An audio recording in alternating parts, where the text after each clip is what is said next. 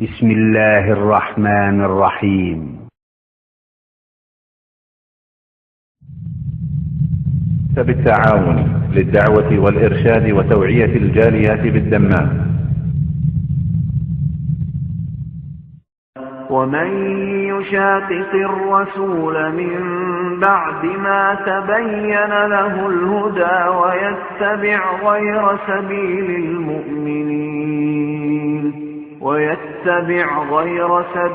المؤمنين نوله ما تولى ونصله جهنم وساءت مصيرا.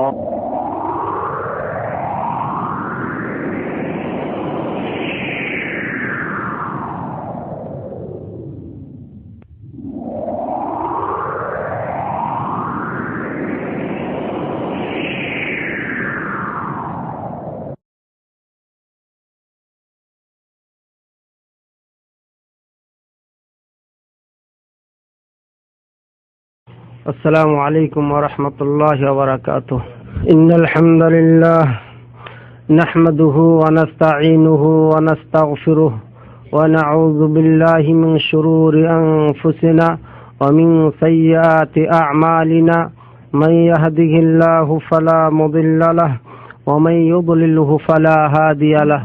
وأشهد أن لا إله إلا الله وحده لا شريك له وأشهد أن محمدا عبده ورسوله. يا أيها الناس اتقوا ربكم الذي خلقكم من نفس واحدة وخلق منها زوجها وبث منهما رجالا كثيرا ونساء واتقوا الله الذي تساءلون به والأرحام إن الله كان عليكم رقيبا. يا أيها الذين آمنوا اتقوا الله حق تقاته ولا تموتن إلا وأنتم مسلمون. يا أيها الذين آمنوا اتقوا الله وقولوا قولا سديدا يصلح لكم أعمالكم ويغفر لكم ذنوبكم ومن يطع الله ورسوله فقد فاز فوزا عظيما. أما بعد فإن خير الحديث كتاب الله وخير الهدي هدي محمد صلى الله عليه وسلم وخير الأمور عوازمها وشر الأمور محدثاتها فإن كل محدثة بدعة وكل بدعة ضلالة وكل ضلالة في النار. أعوذ بالله من الشيطان الرجيم. بسم الله الرحمن الرحيم. ومن يشاقق الرسول من بعد ما تبين له الهدى ويتبع غير سبيل المؤمنين نوله ما تولى ونصله جهنم وساءت مصيرا.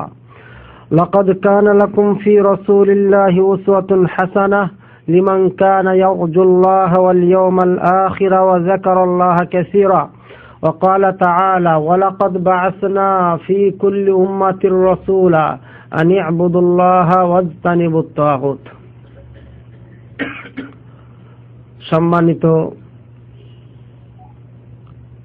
উপস্থিতি সুধীবৃন্দ, সমস্ত প্রশংসা ও গণকীর্তন সেই মহারব্বুল আলামিনের জন্য, যার অশেষ কৃপায় আমরা আবারও আজকে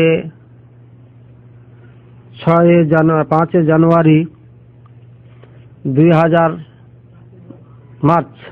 মার্চ এবং 2010 সাল মোতাবেক জুমার দিন উপস্থিত হতে পেরেছি। এই জন্য সাহেব বলি আলহামদুলিল্লাহ। এবং তার আখের নবী, যাকে আল্লাহ পাক রব্বুল আলামিন কিয়ামত পর্যন্ত আনেওয়ালা উম্মতের জন্য রহমত স্বরূপ বা কল্যাণের জন্য প্রেরণ করেছিলেন এবং যাকে আল্লাহ পাক রব্বুল আলামিন কিয়ামতের দিন সর্বোত্তম ও উৎকৃষ্ট স্থান দান করবেন, তার প্রতি দুরূদ ও সালাম বর্ষিত হোক। সাল্লি আল্লাহুম্মা সাল্লি আলাইহি। আজকের যে বিষয় কিছুক্ষণ আগে ঘোষণা হলো, আপনারা জানতে পেরেছেন, তারপরও বলতেছি আবার। বিষয় হচ্ছে, আমি যে দেওবন্দে দেওবন্দ দারুল উলুম দেওবন্দ মাদ্রাসায় যা দেখলাম সেইগুলো কোরআন হাদিসের আলোকে কতদূর কি একটু পর্যালোচনা করব। রাগের কিছু নাই, আর গোসা হওয়া বা বিরক্ত হওয়ারও কিছু না, কারণ আমি তেমন কিছু বলবো না, চোখে দেখা কথা বলবো। আর আমার শেখেরা মাশায়েখেরা ওস্তাদের ওস্তাদ যারা ছিলেন তাদের দুই একটি কথা বলবো। এই জন্য যেই হোক না কেন রাগ করবেন না, কিন্তু এই বিষয়টি আলোচনা করতে গিয়ে আমি নিজেই অত্যন্ত কষ্ট পাচ্ছি। এই জন্যই বহুদিন ধরে যেদিন থেকে আমি বুঝতে শিখেছি সেদিন থেকেই আমাদের এলাকায় প্রবীণ আলেম যারা ওখানে কিছুদিনের জন্য পদার্পণ করেছিলেন তাদের মুখ থেকে শুনে আসছি এই দেওবন্দের সুনাম, এবং জীবনের ফার্স্ট টু লাস্ট আমার শিক্ষকদের মুখ থেকে শুনেছি এই দেওবন্দের কাহিনী ও দেওবন্দের সুনাম। এবং এটা সত্য যে ওলামায়ে দেওবন্দ গোটা ভারত উপমহাদেশের মধ্যে একটি আলোড়ন সৃষ্টি করেছেন। তাদের জেদ্দুজেহাদ, তাদের পরিশ্রম এবং তাদের চেষ্টার মাঝে কোনো কমি নাই। কিন্তু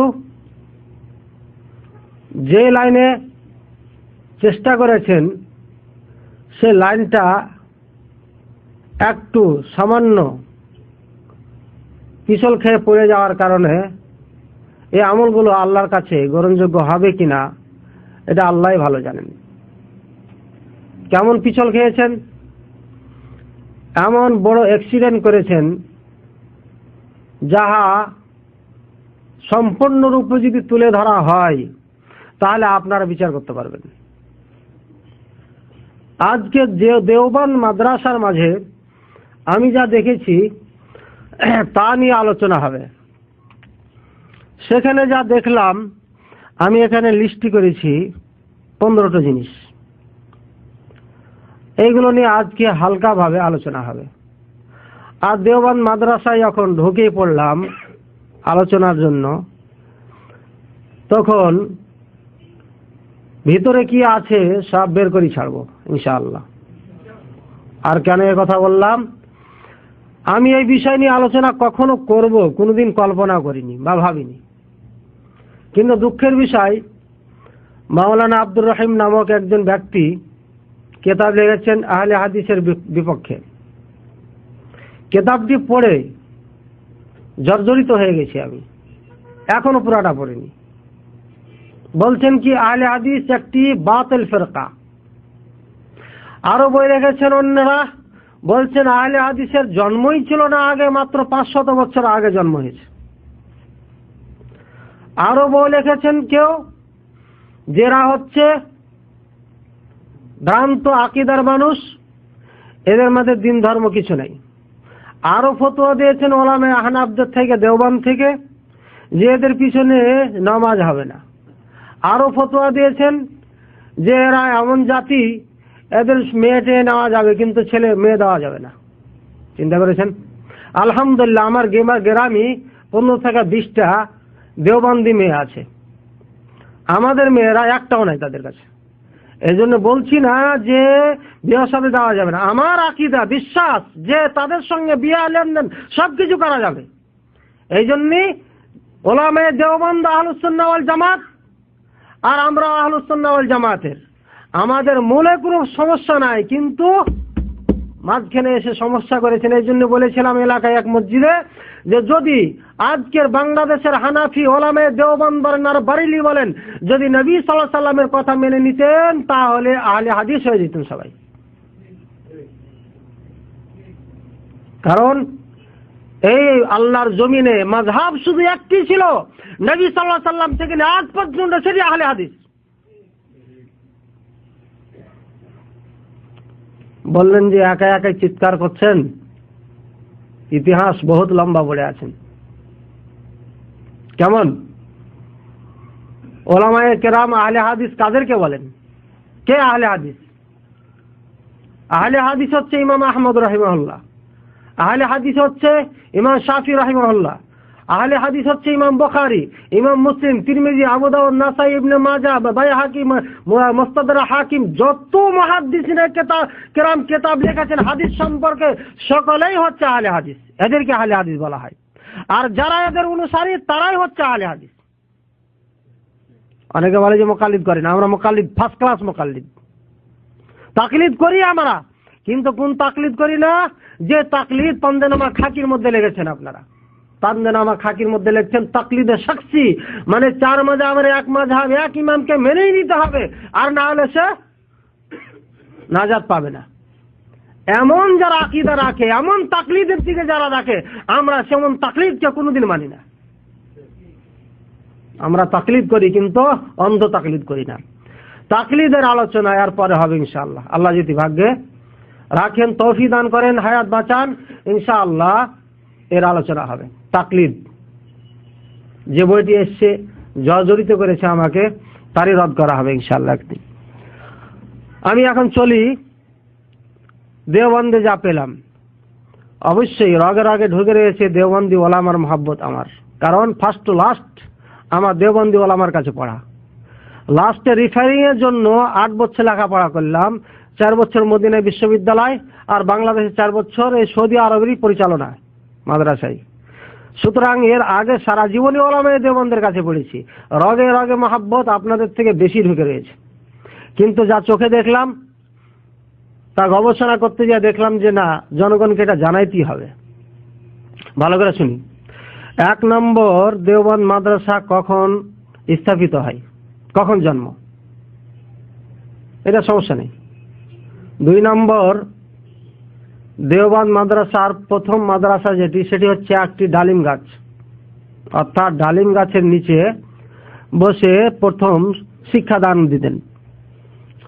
ডালিম গাছের ইতিহাস 1 নম্বর। 2 নম্বর হচ্ছে দেওবন্দ মাদ্রাসায় একটি কুয়া রয়েছে, কুয়ার পানি যে নিয়াত করে খাবেন আশা পূরণ হবে। আগে চলে যাই, দেওবন্দ মাদ্রাসায় যখন লেখাপড়া করার জন্য যাই 95, ইচ্ছা ছিল না যে ভর্তি হব। ভালো করে অ্যাড্রেস বলে দিচ্ছি, কারণ গাজিয়াবাদ হাপুর এই থানা, হাপুর থানার মাঝে গাজিয়াবাদ একটি ডিস্ট্রিক্ট ইউপি প্রদেশে, সেখানে হাপুর নামে এক জায়গা, সেখানে একটি মাদ্রাসা রয়েছে আল জামিয়াতুল আরাবিয়া খাদেমুল ইসলাম। সেখানে যে লেখাপড়া শুরু করি, দেরি হয়ে যাওয়ার কারণে দেওবন্দে সে সময় যাওয়ার সুযোগ হয়নি। 1 বছর লেখাপড়া করার পরে কেতাব কিনতে যাই দেওবন্দে। কেতাব কিনতে যাই, ওই সময় এক শাইখ বললেন যে পরীক্ষা দিয়ে দিও, কারণ আলহামদুলিল্লাহ সকলে দেওবন্দ মাদ্রাসাকে চায়, যার কারণে সকলের কথা দেওবন্দে ভর্তি হোক আমার মাদ্রাসা একটা ছেলে, এটা সবাই চায়। হাপুর মাদ্রাসা এক শিক্ষক মাওলানা ইবাদুর রহমান আমার খাস শিক্ষক ছিলেন, আল্লাহ হাফিজাহুল্লাহ। ইনি বললেন যে পরীক্ষা দিয়ে দিও। আমি বললাম যে পরিস্থিতি নেই, কোনোদিন চিন্তা করিনি, কারণ আমাকে আরেকটি ক্লাস ওভারটেক করতে হবে, লস করেছি আগে, ইতিহাস লম্বা। সুতরাং পরীক্ষা পরিস্থিতি নিয়ে বলে যে পরীক্ষা দাও, আল্লাহ ভরসা। চলে গেলাম কেতাব কেনার পরে সাথীদের সঙ্গে দেখা করলাম। দেখা করার পরে বলছেন, ওনারাও বললেন যে পরীক্ষা দিয়ে যান, কমপক্ষে নিয়ম পদ্ধতি জানা হবে, 3 দিন মাত্র সময়। তো বললাম যে ঠিক আছে, তাহলে শুরু করলাম। এখন লেখাপড়া শুরু করলাম। শুরু করার আগেই কিছু জিয়ারত, এক সাথী জিয়াউল হক নামে নাম ছিল, সে বলল যে আপনাকে কিছু বরকতময় স্থানগুলো জিয়ারত করাই দিই। উনি করলেন কি, ধরে নিয়ে গেলেন আমাকে সে ডালিম গাছের নিচে। বললেন যে সে ডালিম গাছ আজ থেকে 135 বছর বয়স তার। এই গাছের নিচে কাসিম নানতুবি রাহিমাহুল্লাহ দরস দিতেন, মোল্লা মাহমুদ রাহিমাহুল্লাহ এখানে এই গাছের নিচে পড়াইছিলেন। সুতরাং এটি একটা বাবরকত গাছ। আর সত্যিকারে চেয়ে দেখলাম ছাল চামড়া অনেকটাই উঠাই নিয়ে গেছে মানুষ। 1 নম্বর বরকত। ওখানে একটু বসলামও, কারণ আমি তো দেওবন্দি ছাত্র আগে থেকে। বসার পরে বরকত নিয়ে চলে গেলাম। বলছে আর একটি নিদর্শন দেখাই দিই, এখানে রয়েছে একটি কুয়া। এই কুয়াটি এক শায়েখ আমার নামগুলো মনে নাই, যেহেতু কিতাব এখানে নাই, ইন্টারনেট থেকে বের করলাম অনেক কিছু, মোটামুটি রাখলে এত হবে, তার থেকে নিয়ে আসলাম মাত্র এই কয়েকটা পাতা। ঠিক আছে, অনেক কিছু আছে এর ভিতরে। তো যা হোক, সেখানে কুয়াতে যে পেট ভরে পানি খেলাম, যাতে কোনো জায়গা আমার বডির মধ্যে বাকি না থাকে, সব জায়গায় বরকত ঢুকে যায়। পেট ভরে পানি টানি খাওয়ার পরে ওখান থেকে আসলাম, বললেন যে সামনে চলেন আর একটু। সামনে দেখলাম নৌদারা, তৃতীয় জায়গা। নৌদারার ইতিহাস কি বলছে, নৌদারা কেন নাম রাখা হলো, বলছে এটা 9টা গেট আছে, এই জন্য। গুনে দেখলাম 9টাই মনে হয় ছিল, না 7টা এখন মনে হচ্ছে না, তবে যাক 9টাই হলে 9টা, অথবা না থাকলো নৌদারা তার নাম রাখা হয়েছে। এখানের ইতিহাস বলে নবী সাল্লাল্লাহু আলাইহি সাল্লাম যখন সর্বপ্রথম এখানে 1294-এ যখন স্থাপন করা হয়, ইট গাঁথানো হয়, এই মাদ্রাসা ভিত্তি দেওয়া হয়, তখন স্বপ্নে দেখানো হয়েছিল, নবী সাল্লাল্লাহু আলাইহি সাল্লাম দেখাইছিলেন এবং এই দাগ দিয়ে দিয়েছিলেন এই জায়গাতেই। এই জায়গায় দাগ অনুযায়ী এখানে ভিত্তি দেওয়া হয়। আমার সাথীর থেকে শুনে বলছি, এটা কোনো কেতাবে পড়িনি, অবশ্যই কেতাবে আছে মনে হয়, শুনছেন আপনারা, কিন্তু ওয়াজে বহুত শুনেছি আমি। যা ঘটছে দেওবন্দের ভিতরে তাই বলছি। নৌদারা এখানে কি হবে, যদি এখানে বসেন, যেহেতু নবী সাল্লাল্লাহু আলাইহি সাল্লামের বাবরকত হাত দিয়ে আঁক দেওয়া, দাগ দেওয়া, সুতরাং আপনার মুখস্থ খুব দ্রুত হবে। এখানে 3 দিন সময় আছে, বেশি নাই তোমার। আচ্ছা গেল, ওখানে নৌদারায় থেকে নেমে দেখতেছি 4টি এভাবে দাগ দেওয়া, এখানে একটি, ওখানে একটি, 4টি দাগ। আমি বললাম এই নিশানার এর ইতিহাস কি, বলে এটি ইতিহাস হচ্ছেন অমুক শায়েখ, নামগুলো ভুলে গেছি, এখনো আছেন, দেওবন্দের কেউ যদি থাকেন বলতে পারেন, পরিচয় দিলে বেশি ভালো হবে। 4টি দাগ রয়েছে। বলে এটা যা দাগ কেন, বলে স্বপ্নে দেখছেন যে এখানে উজু করতেছেন কে, নবী সাল্লাল্লাহু আলাইহি ওয়াসাল্লাম। উঠে যায় দেখলেন, স্বপ্ন যিনি দেখলেন, উঠে যায় দেখলেন সঙ্গে সঙ্গে সে রাত্রি দেখছে পানি এখনো বইতেছে, তাহলে স্বপ্নটা সত্য। তাহলে কি আর তাবির কি, তাবির না হলো, তাবির হলো যে এইখানে যদি কোনো ব্যক্তি জানাজা নামাজ পড়া হয় তাহলে সব গুনাহ ক্ষমা হয়ে যাবে। এই জন্য এই 4টি দাগ। চিন্তা করলাম মরবো কি দেওবন্দি না দেশে যাব, গুনাহ মাফ হয়ে যাবে। তো যা হোক, যেহেতু আসলে আহলে হাদিস, কাজে এগুলো ঢুকে নেই বেশি একটা। এই হলো আপনার 4 নম্বর। আর 5 নম্বর আরো কিছু আছে দেখার দরকার। একটি ইতিহাস, দেওবন্দে নবী সাল্লাল্লাহু আলাইহি সাল্লামের একটি রুমাল রয়েছে। আমি বলছি এটা দেখার দরকার। এতক্ষণ যা দেখাইছো এটা বাদ, এখন যেটা বলছে এটা দ্রুত চলো। উঠলাম, যেতে যেতে দেখলাম যে একটা বক্সের মাঝে সত্যি একটা রুমাল রাখা আছে। সবাই সেই বক্সটাকে চুমা দিচ্ছেন, হাত দিচ্ছেন, মুছছেন, চলে যাচ্ছেন। আমি খালি চেয়ে চেয়ে দেখলাম, আর মনে মনে আশা করলাম যে বক্সটা ভেঙে যদি রুমালটা বুকে নিতে পারতাম খুব ভালো হতো। তো ভাঙা তো যাবে না, চেষ্টা করলাম যে খোলা যায় কিনা, কিছু না না না না কিছু বলা যাবে না, দেখে চলে যান। ঠিক আছে, চলে গেলাম। এই হলো আপনার কয় নম্বর হলো ভাই, 5 নম্বর। 6 নম্বর হচ্ছে এবার আর একটি বরকতের জায়গা, চলেন দেখাই। ঐতিহাসিক ব্যক্তি যারা মারা গেছেন, এই দেওবন্দের যারা মুয়াসসিস ছিলেন, যারা স্থাপন গেড়ে গেছেন, তাদের কবর দেখে আসি। কবর গেলাম, আবেদ রাহিমাহুল্লাহ, ইনি হচ্ছেন দেওবন্দের বাণী একজন। যেমন কাসিম নানতুবি রাহিমাহুল্লাহ, তেমন ইনি সর্বপ্রথম সে দেওবন্দের একজন। কিন্তু ইনার নাম বেশি প্রকাশ হয়নি এই জন্য যে ইনি তেমন আলেম ছিলেন না, সাধারণ মানুষ ছিলেন, যার কারণে বেশি প্রচার ঘটেনি। দেখলাম সেখানে বিশাল একটি জায়গা নিয়ে, 2-3 শতক জায়গা নিয়ে পাকা করা ঘেরা আছে। আর মাঝখানে এই কবরে যেমন টেবিল দেখছেন এরকম একটি জায়গা, সেটা মাটি রয়েছে। কবরটা চারিপাশে পাকা এবং লেপানো অবস্থা, যেমন এটা পাকা করা আছে পুরোটাই, মাঝখানে শুধু কবরটা, চারিদিক পাকা, কবরটা শুধু মাটি। এই কবর দেখলাম, দোয়া দূর যা করার করলাম। বলেন চলেন মাকবারা কাসিমিয়া দিকে যাই। সেখানে ওলামায়ে দেওবন্দ, আসাতেজায়ে দেওবন্দ যারা ছিলেন তাদের কবরস্থান, সেখানে কাসিম নানতুবি রাহিমাহুল্লাহ কবরস্থান। সেই কবরস্থানে গেলাম, দেখলাম যে বহু ছেলে, কেউ চোখ বন্ধ করে দাঁড়িয়ে আছেন, কেউ বসে আছেন, কেউ হাত তুলে আছেন, কেউ কাঁদছেন, কেউ বসেই আছেন মাথা নিচা করে, অনেক ধরনের অনেক সুরতে আছেন ওখানে। বললেন যে এখানে কি হবে, বললেন যে এখানে যদি কোনো সমস্যা পড়ে যান, পরীক্ষা যেহেতু সামনে, সকাল সন্ধ্যে এসে জিয়ারত করবেন, এখানে বলবেন ইনশাআল্লাহ আল্লাহ উদ্ধার করবেন। তো যা হোক, এই সমস্ত সেখানে শিক্ষা নিলাম। আর একটি দেওবন্দ থেকে মাত্র 200 থেকে 250 গজ দূরে একটা জঙ্গল। বললাম এক সময় ঘুরতে ফিরতে যে জঙ্গলের ভিতরে কি আছে, এখানে দেখছি একটা রাস্তাও বানানো আছে। বলে এই জঙ্গলের মধ্যে একটি কবর আছে, মাজার। এখানে একজন আল্লাহ ওলি আছেন, আমরা নাম টাম জানি না, তবে মাঝে মাঝে হালুয়া মিষ্টি দেওয়া হয়। একদিন জিয়ারতে নিয়ে গেলেন সন্ধ্যার সময়, বলে দিনে টিনে না, এখানে সন্ধ্যার সময় যেতে হবে জিয়ারতের জন্য। খুবই আদবের সঙ্গে আর সতর্কতা ভাবে সেখানে গেলাম। মনে হচ্ছে যে চুরি করতে যাচ্ছি, এমন অবস্থা, ভয়ে ভয়ে গেলাম। আল্লাহ জানে কি জানে, যিনি আমার রাহাবর ছিলেন এভাবেই নিয়ে গেলেন আমাকে, বেয়াদবি যেন না হয়ে যায়। দেখে আসলাম কবরটাও জিয়ারত করে ফিরে আসলাম দেওবন্দে। এই এক কবর মাজার। দ্বিতীয় নম্বর, সেখানে দেখলাম দাওরা হাদিস বছরে শেষে আপনার খতমে বুখারি হয়, আর খতমে বুখারি দেওয়ার পরে লম্বা একটা দোয়া দেওয়া হয়। এখানে পুরুষ মহিলা সকলে অংশগ্রহণ করতে পারেন। তবে দারুল উলুম দেওবন্দ যেটা আন্দার বলে প্রসিদ্ধ, অর্থাৎ অরিজিনাল যেটা দারুল উলুম দেওবন্দ, সে দেওবন্দ মাদ্রাসাতে তেমন মহিলারা সুযোগ পায় না। হঠাৎ প্রোগ্রামটা করানো হয় এলাকাবাসীকে না জানিয়ে, তেমন সুযোগ পায় না, তারপরে এসে যাই, কারণ কান উড়িয়ে থাকে আগে। আর এই দেওবন্দে আর একটি দেওবন্দ তৈরি হয়েছে, তার নাম হচ্ছে দারুল উলুম ওয়াকফ দেওবন্দ, ওয়াকফ দারুল উলুম দেওবন্দ। এই ওয়াকফ যেটা আছে, এরা ঘোষণা করে শবে বরাতের রাত্রিতে মাহফিল করেন।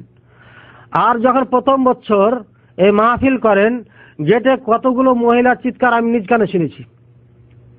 মহিলা পুরুষ একই সঙ্গে বের হচ্ছিল, আর এই জামে পড়ে অত্যন্ত মহিলারা বিপদে পড়ে গেছিলেন, চিৎকার করতেছিলেন যান বাঁচানোর জন্য।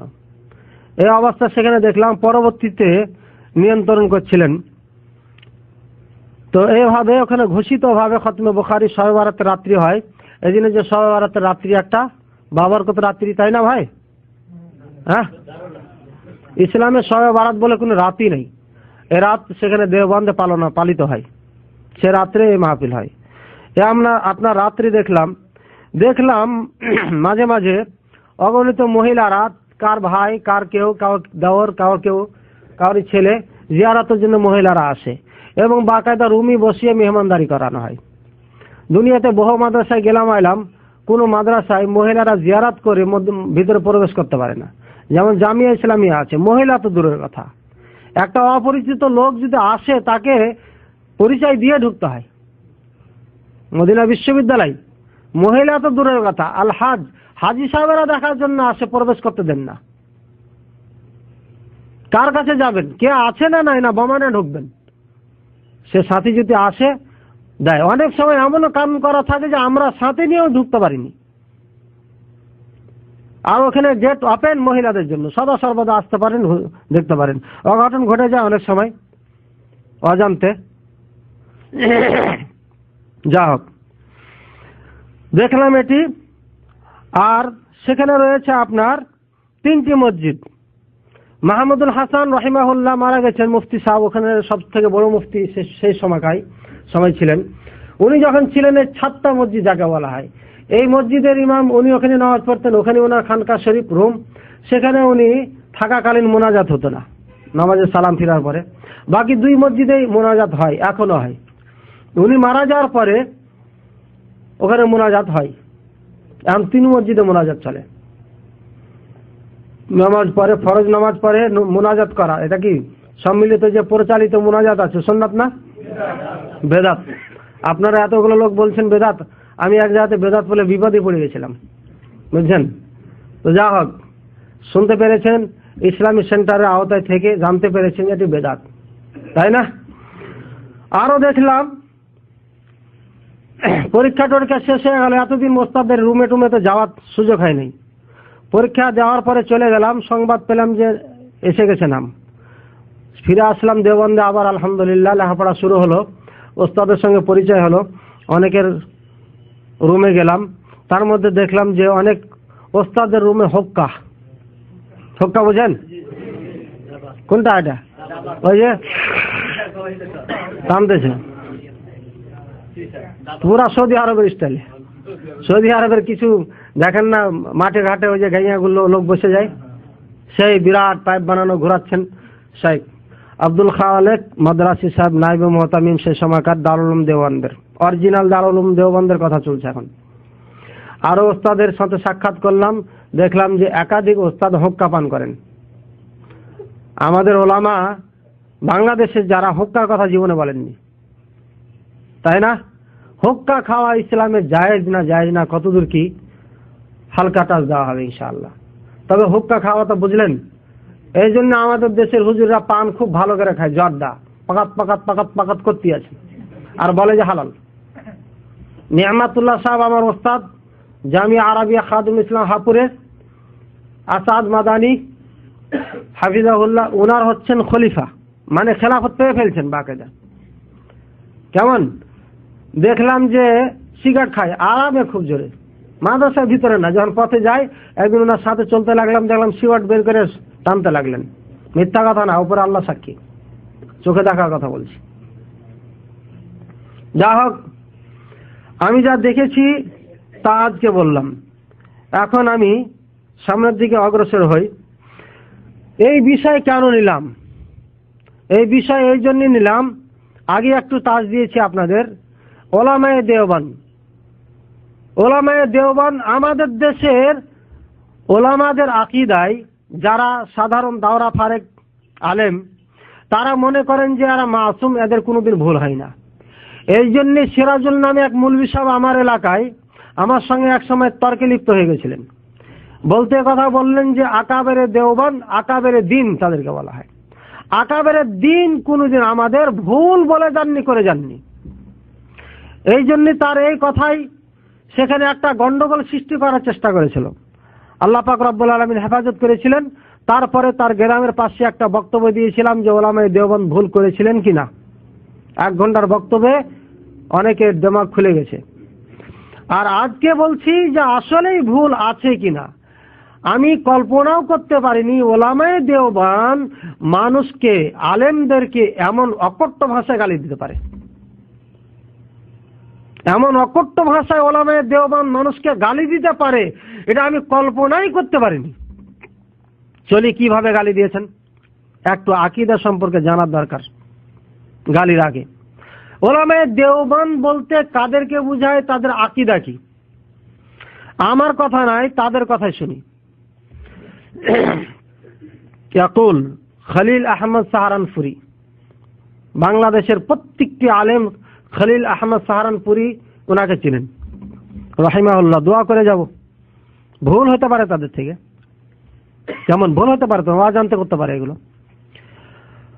রাহিমাহুল্লাহ বলছেন তার কিতাব আল মুহান্নাদ আলাল মুফান্নাদ, কিতাবগুলোর নাম দিয়েছে না খুব ইম্পর্টিং,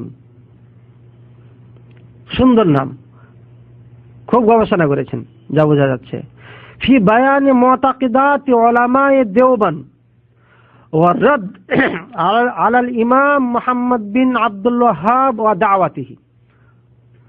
এই কিতাব লিখেছেন উলামায়ে দেওবন্দের আকীদার বর্ণনা এবং ইমাম মুহাম্মদ বিন আব্দুল ওয়াহাব আন-নাজদি তার দাওয়াত এবং তার প্রতিরোধ করার জন্য এই কিতাব লেখা হয়।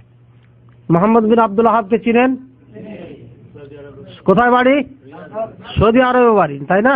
এতটুকু জানি এ পর্যন্ত। ইনি বলছেন আমাদের আকীদা, দেওবন্দের আকীদা কি? লিউলাম আউয়ালান ক্বাবলা আন নাশরা বিল জবাব, উত্তর দেওয়ার আগে একটু জানার দরকার। কে বলছেন? খলিলুর রহমান সাহারানপুরি রাহিমাহুল্লাহ। কি?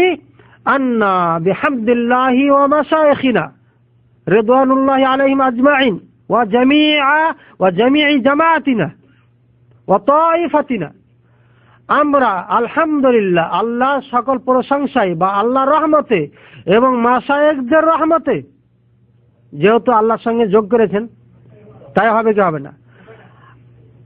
তরজমাটা তাই হবে কিনা? বিহামদিল্লাহ ওয়া মাশায়েখিনা, আল্লাহর হামদে এবং মাশায়েখের হামদে, না অন্য কোনো তরজমা করবেন? অবশ্য ওলামায়ে দেওবন্দ করেন, যে এখানে লুকায়িত আছে। যখন আমাদের সম্মুখে আসেন তখন বলেন না এটা উদ্দেশ্য না, তখন বলবেন যে বেদুআয়ে মাশায়েখিনা বা মেহনতে মাশায়েখিনা, এই কথা বলেন না, চলবে না এটা। এটা আমাদেরকে বোকা বানানোর জন্য, জনগণকে বোকা বানানোর জন্য আপনি তাবিল করতে পারেন, কিন্তু আপনার এবাদতের তর্জমা হবে সেটি হচ্ছে এভাবে, আল্লাহ হামদে বা রহমতে, মাশায়েখদের রহমতে, রিদওয়ানুল্লাহি আলাইহিম আজমাইন, তাদের উপরে আল্লাহ সব রাজি হয়ে গেছেন। রিদওয়ানুল্লাহি আলাইহিম আজমাইন মানে কি? সাহাবাদের মতো, যেমন সাহাবাদের ব্যাপারে বলা হয়েছে।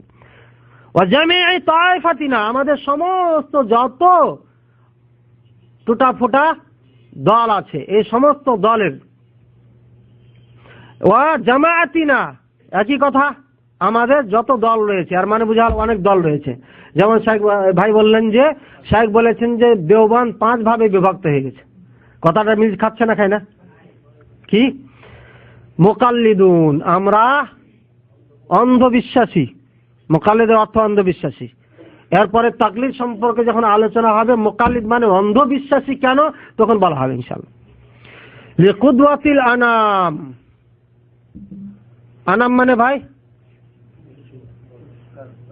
আনাম মানে যত জাতি রয়েছে এই জমিনে বিচারণ করে, এদের কুদওয়া, মডেল। কুদওয়া মানে কি ভাই? মডেল। আমাদের মডেল কে? রাসূলুল্লাহ সাল্লাল্লাহু আলাইহি ওয়াসাল্লাম। বলছেন উনি, আমরা মুকাল্লিদ কার? লিকুদওয়াতিল আনাম, এই সমস্ত এই দুনিয়ার বুকে যারা রয়েছে সমস্ত আনামের যিনি কুদওয়া, যিনি মডেল। ওয়াজারওয়াতিল ইসলাম, ইসলামের যে শেষ সীমান্তে, যার পরে আর ইসলামের চূড়া নাই, চূড়াই শেষ, মানে শেষ শাইখ উনি। আর ইমামুল হামাম, ইমাম আবু হানিফা রাহিমাহুল্লাহ ফিল ফুরু। কুদওয়াতুল আনাম ইমাম আবু হানিফা রাহিমাহুল্লাহ না নবী সাল্লাল্লাহু আলাইহি ওয়াসাল্লাম? অনেকে বলবেন যে ইমাম আবু হানিফা রাহিমাহুল্লাহর ব্যাপারে কথা বলছেন না। যতটুকু ইমাম আবু হানিফা রাহিমাহুল্লাহকে আমরা আহলে হাদিস ওলামা সম্মান মর্যাদা দিই, হানাফি ওলামারা তাই দেয়নি। কি দিয়েছে? আপনার বাপকে যদি বলেন যে আমার বাপ কোরআন সুন্নাহ মতে চলেন, তাহলে এটি সম্মান দেওয়া হলো। আর আপনার বাপ, আপনি যদি একটা উল্টা কাজ করে বলেন যে আমার বাবাও করতো আমিও করি, তাহলে সম্মান দেওয়া হলো বাবাকে? সম্মান অসম্মানই করা হলো বাপের। আমরা ওলামায়ে সুন্নাহকে মর্যাদা দিই, সম্মান দিই, আপনারা দিতে ভুল করেছেন। কুদওয়াতুল আনাম হচ্ছে মুহাম্মদ সাল্লাল্লাহু আলাইহি সাল্লাম। তবে ওলামায়ে কেরাম আমাদের মাথার মুকুট, কোনো সন্দেহ নাই। বলছেন ফুরুয়াতের মধ্যে একটা মেন জিনিস রয়েছে আর একটা ফুরু রয়েছে, তাই না? মেন বডিটা, আপনার মাথাটা, এটা হচ্ছে মূল, আর হাত পায়ের হলো ফুরু। গাছের শিকড় জড় হচ্ছে এটা মূল, আর গাছ তরুলা, গাছ যে পাতা হয় এগুলো কি? ফুরু, ডাল ফড়া যেগুলো রয়েছে। তো ফুরুয়াতের মধ্যে আমরা আবু হানিফা রাহিমাহুল্লাহর মুকাল্লিদ, তাহলে সবার মধ্যে না। মানে আকীদার মধ্যে যদি বলতেন ভুলে বিপদে পড়ে যেতেন। কেন আবু হানিফা রাহিমাহুল্লাহর আকীদা তো বর্তমান ওলামায়ে দেওবন্দের আকীদা না, যার কারণে বলছেন কি ফুরুর মধ্যে, আসলের মধ্যে না। ইমাম মানেন আপনারা না আমরা মানি? ومتبعون للإمام الهمام أبي الحسن الأشعري وإمام الهمام أبي منصور الماتريدي رضي الله عنهما في الاعتقاد والأصول। আমরা এই ওলামায়ে দেওবন্দ, আমরা মুত্তাবিউনা মানে কি? অনুসরণ করি, মেনে চলি কাকে? আবুল হাসান আশারি। আর কাকে? আবু মনসুর মাতুরিদিকে। কিসের মধ্যে? এতেকাদের মধ্যে, উসুলের মধ্যে। এতেকাদ, বিশ্বাস কিভাবে রাখতে হবে, এই মূল জিনিসের মধ্যে, উসুলের মধ্যে, একেবারে শিকড়ের মধ্যে আমরা অনুসরণ কাকে করি? আবুল হাসান আশারিকে। আর কাকে? আবু মনসুর মাতুরিদিকে। আশারি যারা আর মাতুরিদি যারা, এরা কি আহলুস সুন্নাহ ওয়াল জামাতের? ইসলাম থেকে আগে বের হয়ে গেছেন। কাকে গালি দেন?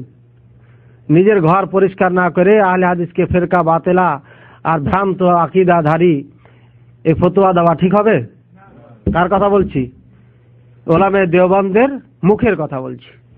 লিখিত ভাবে কিতাবে রেখে গেছেন তারা, একজন না একাধিক জন লিখে গেছেন। আচ্ছা, ওয়া মুনতাসিবুনা মিনাত তুরুকিস সুফিয়া, আর আমরা সম্বন্ধন করি তুরুকে সুফিয়া, সুফিদের যত পথ রয়েছে, কয়টা? 4টা, নকশবন্দিয়া, চিস্তিয়া, সাহারাওয়ার্দিয়া, কাদেরিয়া। এই 4 তরিকাকে আমরা মানি, আমরা সম্বোধন করি 4 তরিকার দিকে। এই 4 তরিকার ওলামা যারা কবর পূজারী, এরা খুব ভালো না? রসুলের আশিক তো এরাই। ওলামায়ে দেওবন্দের আকীদা সংক্ষিপ্ত ভাবে জানতে পারলাম না? এখন গালি কেমন করে দিতে হয় তা শুনেন না। আকীদা আর একটু বলে নি। আলহাজ ইমদাদুল্লাহ আল মুহাজির মক্কি চিনেন না ভাই? যে কেউ যদি হানাফি দাবি করে আর না চিনে দেওয়া, এই ভারত উপমহাদেশে বাস করে, এটা গেট আউট আগে থেকে। আলহাজ ইমদাদুল্লাহ মুহাজির মক্কি কি বলছেন শুনেন। ফি কিতাবি, তার কিতাবের মধ্যে, কিতাবের নাম কি? শামাইম ইমদাদিয়া। এই কিতাবের মধ্যে বলছেন কি? আল কাউলু বিওয়াহদাতিল উজুদ হাক্কুন ওয়া সাওয়াবুন। ওয়াহদাতুল উজুদ যে কথাটা রয়েছে, এই নিয়ে মানুষ ঝগড়াঝাটি করতেছে, এই কথাটা সত্য সত্য সত্য সত্য, হক সত্য, সওয়াব সত্য, নির্ভুল। ওয়াহদাতুল উজুদ মানে জানেন? সংক্ষিপ্তে আল্লাহ আর মাখলুক বলে কোনো পার্থক্য চিহ্ন নেই, একই জিনিস। আল্লাহ যিনি, খালেক যিনি, মাখলুক তিনি। ওয়াহদাতুল উজুদের আকীদা কেউ যদি চ্যালেঞ্জ করে নিয়ে আসেন। ওয়াহদাতুল উজুদ এর অর্থ হচ্ছে এটা, আল্লাহ খালেক আর মাখলুকের মধ্যে কোনো পার্থক্য নাই। যিনি খালেক উনি মাখলুক, যিনি মাখলুক উনি খালেক, পার্থক্য শুধু একটি। খালেক যিনি আদেশ করবেন, হুকুম প্রণয়নদাতা, আর মানবে কে? মাখলুকে। শুধু মানার মধ্যে মাখলুক আর খালেকের মধ্যে পার্থক্য, বাকি কোনো পার্থক্য না। যে খালেক সেই মাখলুক। কি ভাই, এমনি কি মানুষ বলে আল্লাহ কলবে মুমিনের? এমনি কি পীরেরা বলে যে জমিন সব নাপাক, আমার রানের উপরে মাথা রেখে মুরিদ হও? এমনি কি বলেন হাতে হাত দিয়ে বায়াত গ্রহণ করো, জান্নাতের জিম্মাদার আমি? কোথায়? এটা কি সাধারণ ভাবে বলেন নাকি? গোড়ার থেকে যে ভিত্তি মজবুত, জান্নাতের জিম্মাদার যে হয়ে গেছেন আগে, এই জন্যই তো হয়েছেন। খালেক মাখলুকের মধ্যে যদি পার্থক্য না থাকে, তাহলে জান্নাতে নেওয়ার কোনো সমস্যা আছে নাকি? যে আল্লাহর জান্নাত, আমারও সেই জান্নাত। নাউযুবিল্লাহি মিন যালিক। সুবহানাল্লাহ। আরো কি? ওয়াল ইস্তিগাসাতু বিআরওয়াহিল আউলিয়া, জীবিত যারা ওলি রয়েছেন তাদের থেকে সাহায্য, সহানুভূতি যে কোনো সময় নিতে পারেন। ওয়া বাদা মামাতিহি, এবং মরার পরও আপনি যে কোনো সমস্যা সমাধান তাদের থেকে নিতে পারেন। আর নামাজি কি বলছেন? ইয়াকা না'বুদু ওয়া ইয়াকা নাস্তাঈন। বলছেন যে আহলে হাদিস কোরআন হাদিস জানে না, আপনারা জেনে তো ভুল করলেন। ইয়াকা না'বুদু, আল্লাহ তোমারই ইবাদত করি, ওয়া ইয়াকা নাস্তাঈন, আল্লাহ তোমার থেকেই সাহায্য চায়। আর বলছেন কি ওলিরা দিতে পারে। পেলাম। ওয়াল ইস্তিফাদা মিনাল মাকবুরিন, যারা দফন হয়ে গেছে ওলিরা, এদের থেকে উপকৃত হতে পারবেন আপনি। পথ ভুলে গেছেন, মুরাকাবায় পড়ে যান, চক্ষু বন্ধ করেন, আপনাকে পথ বলে দিবে পীর সাহেব এসে। ইস্তিফাদা মানে এটা। এবং ঘটনা আছে, পথ হারিয়ে ফেলেছিলেন, চক্ষু বন্ধ করে পথ পেয়ে ফেলছেন, আছে ঘটনা, এমনি বলছি না। চলি। ওয়াল আরওয়া তাতামাসসাল বিল আজসাদ, আর আমাদের ওলিদের যে রূহ রয়েছে যে কোনো সময় আকার ধারণ করতে পারেন মানুষের। কুকুরের আকার ধারণ করতে পারে, খিঞ্জিরের আকার ধারণ করতে পারে, গরুর আকার ধারণ করতে পারে, যে কোনো আকার ধারণ করতে পারে আমাদের ওলিরা। আছে আছে কিতাবে লেখা। আরো কঠিন কথা লিখেছেন, বলবো না আজকে, কেবল ঢুকলাম তো। अगर छेड़ोगे तो छोड़ेंगे नहीं, अगर छेड़ोगे तो छोड़ेंगे नहीं। বুঝছেন তো? যদি হিলাও তাহলে হিলিয়ে ছাড়বো, সাবধান। তারপরে কি বলছেন? তাইয়ুজ্জামান, 1 মাসের রাস্তা, 1 বছরের রাস্তা মুহূর্তের মধ্যে পৌঁছে দিতে পারেন আমাদের ওলিরা। এমনি কি বলেন আমাদের পীর সাহেব মক্কায় নামাজ পড়েছেন? এখানে নামাজ পড়েন না, লেখা আছে কিতাবে। আত-তাসাররুফ বিল কাউন, এই বিশ্বের মাঝে যে কোনো কাজ করতে পারেন, ক্ষমতা আছে আমাদের পীরের ওলিদের, ক্ষমতা রয়েছে, কোনো কিছু সমস্যা নেই। মাশায়েখ দেওবান ইয়ামলিকুন আল মাউতা ওয়াল হায়াতা, ওলামায়ে দেওবান মৃত্যুও দিতে পারে, জীবিতও করতে পারে, কিতাবের লেখা বলছি। ওয়া আন্নাহুম ইয়াকদিরুনা আলা শিফাইল মারদা ওয়াল মুসাবিন, আর তারা ক্ষমতা রাখেন একজন অসুস্থ মানুষকে সুস্থতা দান করতে।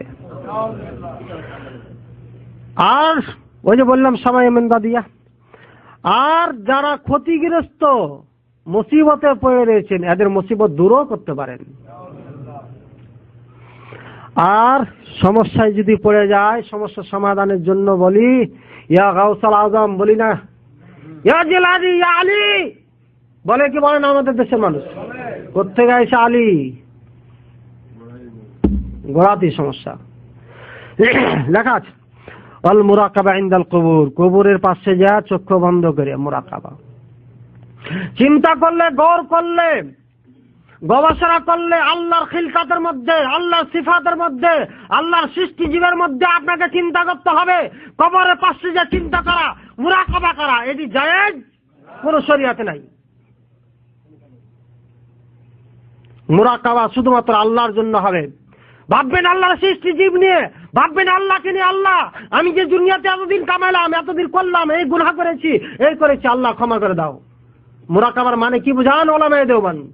চক্ষু বন্ধ করে সব ঘুরে ঘুরে যা মালুমাত ফয়জ বরকাত তা নিয়ে আসা পীরে কিবলা কাছ থেকে। আরো চলি, কাশফুল কুলুব আল ইলমু বিল আজাল, কখন মরবেন ওনারা জানেন। আল ইলমু বিমা ফিস সুদূর, অন্তরে কি আছে তাও জানেন। শুনেন নাই 18 পীর সাহেব বলছেন যে তোমার বউ আসুক, তুমি আইছো কেন? বলেন নাই? অন্তরের কথা জানলো না, জানলো না, বুঝছেন? এলে ঘটনা তো শুনেছেন আপনারা যে পীর সাহেবরা আমাদের পারে, কিতাবে লেখা আছে। আল ইলমু বিমাউইদি নুজুলিল গায়স, পানি কখন হবে এই ব্যাপারে জানেন। আবিল কুদরা আলা হাসবিল মাতার, পানি বন্ধ করার ক্ষমতা রাখেন। আল ইলমু বিমা ফিল আরহাম, মায়ের পেটে কি রয়েছে সন্তান সেটিও জানেন। আর আল্লাহ বলছেন ওমা তাদরি মা নাফসুম মাযা তাকসিবু গাদা ওমা ফি আরহাম, মায়ের পেটে 5 জিনিসের খবর কেউ জানে না, তারপরে মার পেটে কি রয়েছে এ সম্পর্কে কেউ জানেন না। বলছেন ওটাও জানি। ইলমুল গায়ব, অদৃশ্যে কি আছে সেটাও জানি। তার হালকা একটা ঘটনা, আব্দুল কাদের জিলানী রাহিমাহুল্লাহ উজু করছিলেন, আর মুরিদ বিপদে পড়ে শয়তানের সঙ্গে পাচ্ছিলেন না, পরে বলো বিনা দলিলে আল্লাহ এক। মানুষ বলছে হুজুর চিল্লায় কেটে উঠলেন, বললেন কি এটা? কাকে বললেন বিনা দলিলে আল্লাহ? কইছে মুরিদকে হারাই ফেলছিল ইবলিসে মরার সময়। তো বললাম যে তুমি বলো বিনা দলিলে আল্লাহ এক। মুরিদ এতটুকু জানে না যে কুল হু আল্লাহু আহাদ দলিল, কথা বুঝছেন? তখন বলে দিলেন কোত্থেকে? নিজের খানকার থেকে, যে বিনা দলিলে আল্লাহ আল্লাহ এক বলে দাও। কি শুনছেন না শুনেন? ওয়াজ, এটা আমার শোনা ওয়াজের কথা বললাম। আর বাকি যেগুলো বললাম কেতাব থেকে বললাম, ঠিক আছে? বিস্তারিত আকায়েদে দেওবান জানার জন্য আপনাকে বলবো এই কেতাবগুলো মোতালার জন্য। এই কেতাবগুলোর মধ্যে সব পাবেন। আল আরওয়াহুস সালাসা, কিতাব মুকাদ্দাসা, এই সম্মানিত কিতাব এগুলো। এর উপরে কথা বলার, হাত উঠানোর কোন ওলামের দেওবন্দের ক্ষমতা নেই, কারণ সে সমস্ত হাস্তিরা লেগে গেছেন। আস-সাওয়ানিহুল কাসিমিয়া, আশরাফুস সামানি, আলফাসুল কুদসিয়া, কারামাতু ইমদাদিয়া, তাযকিরাতুর রশিদ, নকশুল হায়াত, হায়াতুল ওয়ালি, আল মুহান্নাদ আল মুফান্নাদ, ইমদাদুল মুশতাক, তাযকিরাতুল খালিক, সামাহি কাসিমিয়া, আচ্ছা দুইবার হচ্ছে, আবে হায়াত, আল বাসায়ের, ইমামুজ জানাদাকা ইবনে তাইমিয়া। চিন্তা করছি বলছে নাস্তিকের ইমাম হচ্ছে ইবনে তাইমিয়া। নাউযুবিল্লাহ, সুবহানাল্লাহ, আস্তাগফিরুল্লাহ। তাবদীলুজ যালাম, আর-রাদ আলা নুনিয়া, আল মাকালাত ওয়াত তানিফ, তানিব, ফায়জুর রুহানি, খোলাসাতু আকায়েদ উলামায়ে দেওবন্দিয়া, জাওয়াহিরুল কোরআন। কয়টি বললাম ভাই? মনে হয় 20টি মতো বললাম। আপনার এই কিতাবগুলো যদি আপনারা মোতালা করেন তাহলে উলামায়ে দেওবন্দের আকীদা সব জানতে পারবেন। আমার সঙ্গে ঝগড়া করার আগেই এই কিতাবগুলো মোতালা করবেন। আমি হাওয়ালা বলে দিলাম, আমার সঙ্গে ঝগড়া করার আগে এই কিতাবগুলো মোতালা করে আর না পাইলে সংগ্রহ করে আমার কাছে নিয়ে আসেন, তাহলে দেখাই দেবো ইনশাআল্লাহ। এখন বক্তব্য চলি কিভাবে ওলামায়ে দেওবন্দ গালি দিতে জানেন। এই বিষয়ে অত্যন্ত দুঃখের সাথে নিতে বাধ্য হয়েছি। ওলামায়ে দেওবন্দ গালি দিচ্ছেন কেমন দেখেন। কালা সৈয়দ হোসেন আহমদ আল মাদানী। হোসেন আহমদ মাদানী ছিলেন? শুনেননি নাম? আসাদ মাদানী নাম শুনেছেন? আরশাদ মাদানী নাম শুনেছেন? আমার পিতার নাম আরশাদ, হোসেন আহমদ মাদানীর ছেলের নাম আরশাদ, বর্তমানে শেখুল হাদিস দেওবন্দ মাদ্রাসার। ওনার বড় ভাই আসাদ মাদানী, ওনার পিতা ছিলেন কে? হোসেন আহমদ মাদানী হাফিজাহুমুল্লাহ। আচ্ছা, মাদানী কেমন হলো? তাহলে মদিনা ইউনিভার্সিটির ছাত্র, মদিনা ইউনিভার্সিটির ছাত্র হয়ে আবার গালি দেয় কেমন? একটু ইতিহাস জানি। হোসেন আহমদ মাদানী জন্মগ্রহণ করেন 1296 হিজরিতে। কত? 96। আর দেওবন্দ আপনার স্থাপন করা হয় 1274-এ। আর সর্বপ্রথম ইট গাঁথা হয়, বিল্ডিং আকারে তৈরি হতে যায় 1294-তে। আর ইনি জন্মগ্রহণ করছেন কখন? 96-তে, 2 বছর পর, দেওবন্দের ভিত্তি স্থাপনের 2 বছর পর। আর পড়াশোনা শুরু হয় কিন্তু 74-এ। আর লেখাপড়া করেন না, জন্মগ্রহণ করেন কোথায়? ফাইজাবাদ, উত্তরপ্রদেশের শেষ ফাইজাবাদ ডিস্ট্রিক্টে। সেখানে প্রাথমিক শিক্ষা অর্জন করার পর দেওবন্দে ভর্তি হন। সেখানে ভর্তি হওয়ার পরে দেওবন্দ থেকে দাওরা হাদিস ফারেগ হয়ে যান, কমপ্লিট লেখাপড়া ওখানে শেষ করেন। শেষ করার পরে আপনার 1216 হিজরি নাকি 1316 হিজরিতে ফ্যামিলি সহ মদিনায় চলে আসেন। ওনাদের লেখা কিতাব থেকে বলছি, আসলেই সত্যতা কি তা জানি না, তবে ঘটনা এটাই সত্য হতে পারে। 1316 হিজরিতে কোথায় আসেন ভাই? মদিনা আসেন।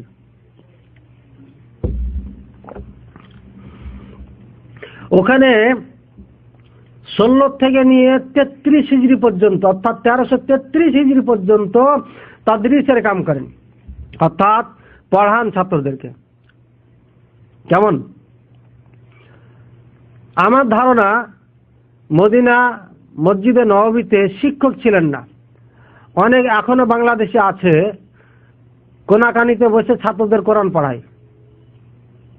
কেমন?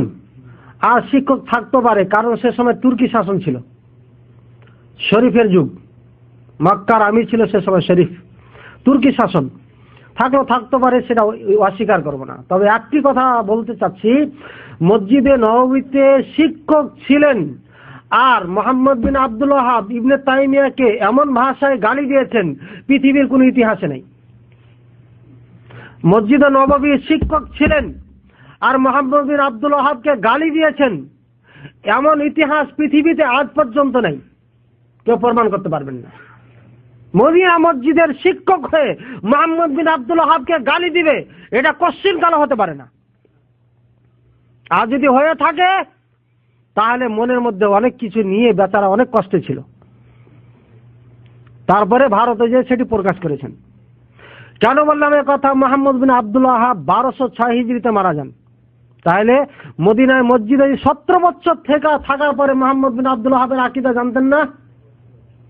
ওনার যে আন্দোলন, ওনার যে ধর্ম, ওনার যে দিন, এটি কোথায় কখন আবিষ্কার করে যান উনি? 1206 হিজরিতে মারা যান, জীবদ্দশায় এটা বাস্তবায়ন করে যান।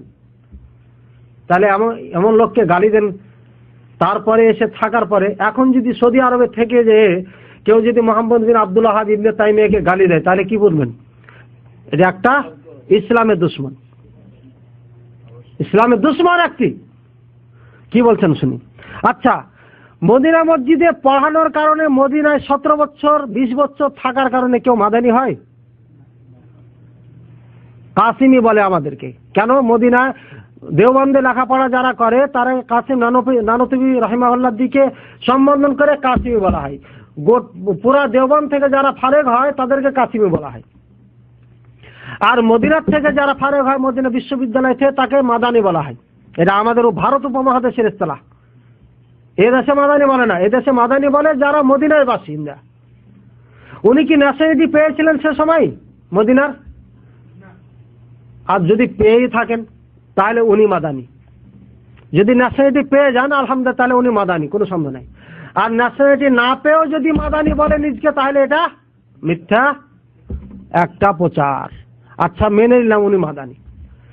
ওনার ছেলে আসাদ মাদানী, আরশাদ মাদানী, আজহার মাদানী, ওনার পোতা হোসাইন নাকি মাহমুদুল হাসান মাদানী। ইনারা আবার মাদানী কেমন করে হলেন? মদিনার কোন ভার্সিটি থেকে পড়েছিলেন? উনি হলেন, তারপর বংশ গোটাই কেমন মাদানী হয়ে গেলেন? কি বলেন? মিথ্যা কথা আহলে হাদিস বলে না আমাদের গোড়ায় বলে? গোড়ায় মিথ্যা কথা চলছে। গালি দিচ্ছেন কিভাবে দেখেন। বলছেন তার কিতাব আশ-শিহাবুস সাকিব আলাল মুস্তারিকিল কাযিব। সুবহানাল্লাহ, নাম কি? কথা বলছেন। নিক্ষিপ্ত তারকা, আগুন যুক্ত যে তারকাদের শয়তান মারা হয়, এই তারকা নিক্ষেপ করা হচ্ছে কার প্রতি? মৃত্যুক এক চোরের প্রতি। নাউযুবিল্লাহ মিন যালিক। কিতাবের নাম কত খতরনাক, ভয়ঙ্কর। এইভাবে নাম রাখে ওলামারা, এইভাবে গালি দেয়। এটা গালি না ভাই, কাযিব, মুস্তারিকিল কাযিব। আর উদ্দেশ্য কে? ইআলামু বলছে আন্না মুহাম্মদ বিন আব্দুল ওয়াহাব যাহারা আমরুহু ফি আওয়াইল কারনি সালিস আশারা ফি নাজদ। প্রথম 1314 হিজরির প্রথম দিকে এই মোহাম্মদ বিন আব্দুল ওয়াহাবের আন্দোলন তার কার্যকলাপ প্রকাশ পায়। আসলে আগে পেয়েছে, কারণ 1206 মারা যান মোহাম্মদ বিন আব্দুল ওয়াহাব। আগে পাননি, এটা জীবদ্দশায় কমপ্লিট চালু করে গেছেন। তো যাক, ওটা দরকার না, ভুল হতে পারে, 40 জায়গাতে মানে 12 জায়গাতে 13 লিখতে পারে। বলছেন কি কানাত লাহু আকায়েদ ফাসিদা, তার ভ্রান্ত আকীদা ছিল। ফাসিদ মানে কি? নষ্ট আকীদা। ওয়া নজরিয়াত বাতিলা, ভ্রান্ত তার দৃষ্টিকোণ ছিল। দৃষ্টিকোণ মানে সঠিক ছিল না তার। ফালিযালিকা কাতাল ওয়া কাতাল আহলাস সুন্নাহ, আর এই জন্য সে অনেক আহলুস সুন্নাহ ওয়াল জামাতকে হত্যা করেছে। যারা আহলুস সুন্নাহ, ভালো মানুষ, ওলামায়ে সুন্নাহ, সাধারণ মানুষ যারা সুন্নাহর মানুষ ছিল তাদেরকে হত্যা করেছে সে। ওয়া আজবারাহুম আইয়াযআনু লিআকাইদিহি ওয়া নাযরিয়াতিহি, আর বাধ্য করেছেন তাদেরকে তার আকীদা, তার নিয়ম কানুন মানার জন্য। ঠিক আছে, মোহাম্মদ বিন আব্দুল ওয়াহাব তার আকীদা কি ছিল ভাই? ভ্রান্ত ছিল। মোহাম্মদ বিন আব্দুল ওয়াহাবের একটি কিতাব, কিতাবুত তাওহীদ, যদি এক পাল্লায় রাখা হয়, ওলামায়ে দেওবন্দের সমস্ত আকীদার কিতাব যদি এক পাল্লায় রাখা হয়, কোটি কোটি গুণ বেশি ভারী হবে একটি কিতাব। এবং চ্যালেঞ্জ করে বলছি ওলামায়ে দেওবন্দের কাছে, মোহাম্মদ বিন আব্দুল ওয়াহাবের একটি কথা ভ্রান্ত আকীদা ধারণ করে একটি দেখাবেন, বেশি না, একটি কথা। এমন মিথ্যা কথা ওলামায়ে দেওবন্দ লেখেন, আমি ছাত্র বয়সে না পড়ার পরও কোনদিন কল্পনাও করতে পারিনি। যারা এত বড় জুব্বা, এত বড় পাগড়ি, এত বড় বুজুর্গ, তারা আজকে ওলামায়ে সুন্নাহকে এমন ভাবে গালি দেয়, কোনদিন কল্পনা করতে পারিনি। তারপরে কি বলছেন? ওয়া কানা ইস্তাহিল্লু নাহবা আমওয়ালিহিম, আর সে মানুষের মাল ছিনতাই করার জন্য হালাল মনে করত। যারা কাফের মুশরিক এদের নাম এদের মাল দল সব ছিনিয়ে নাও।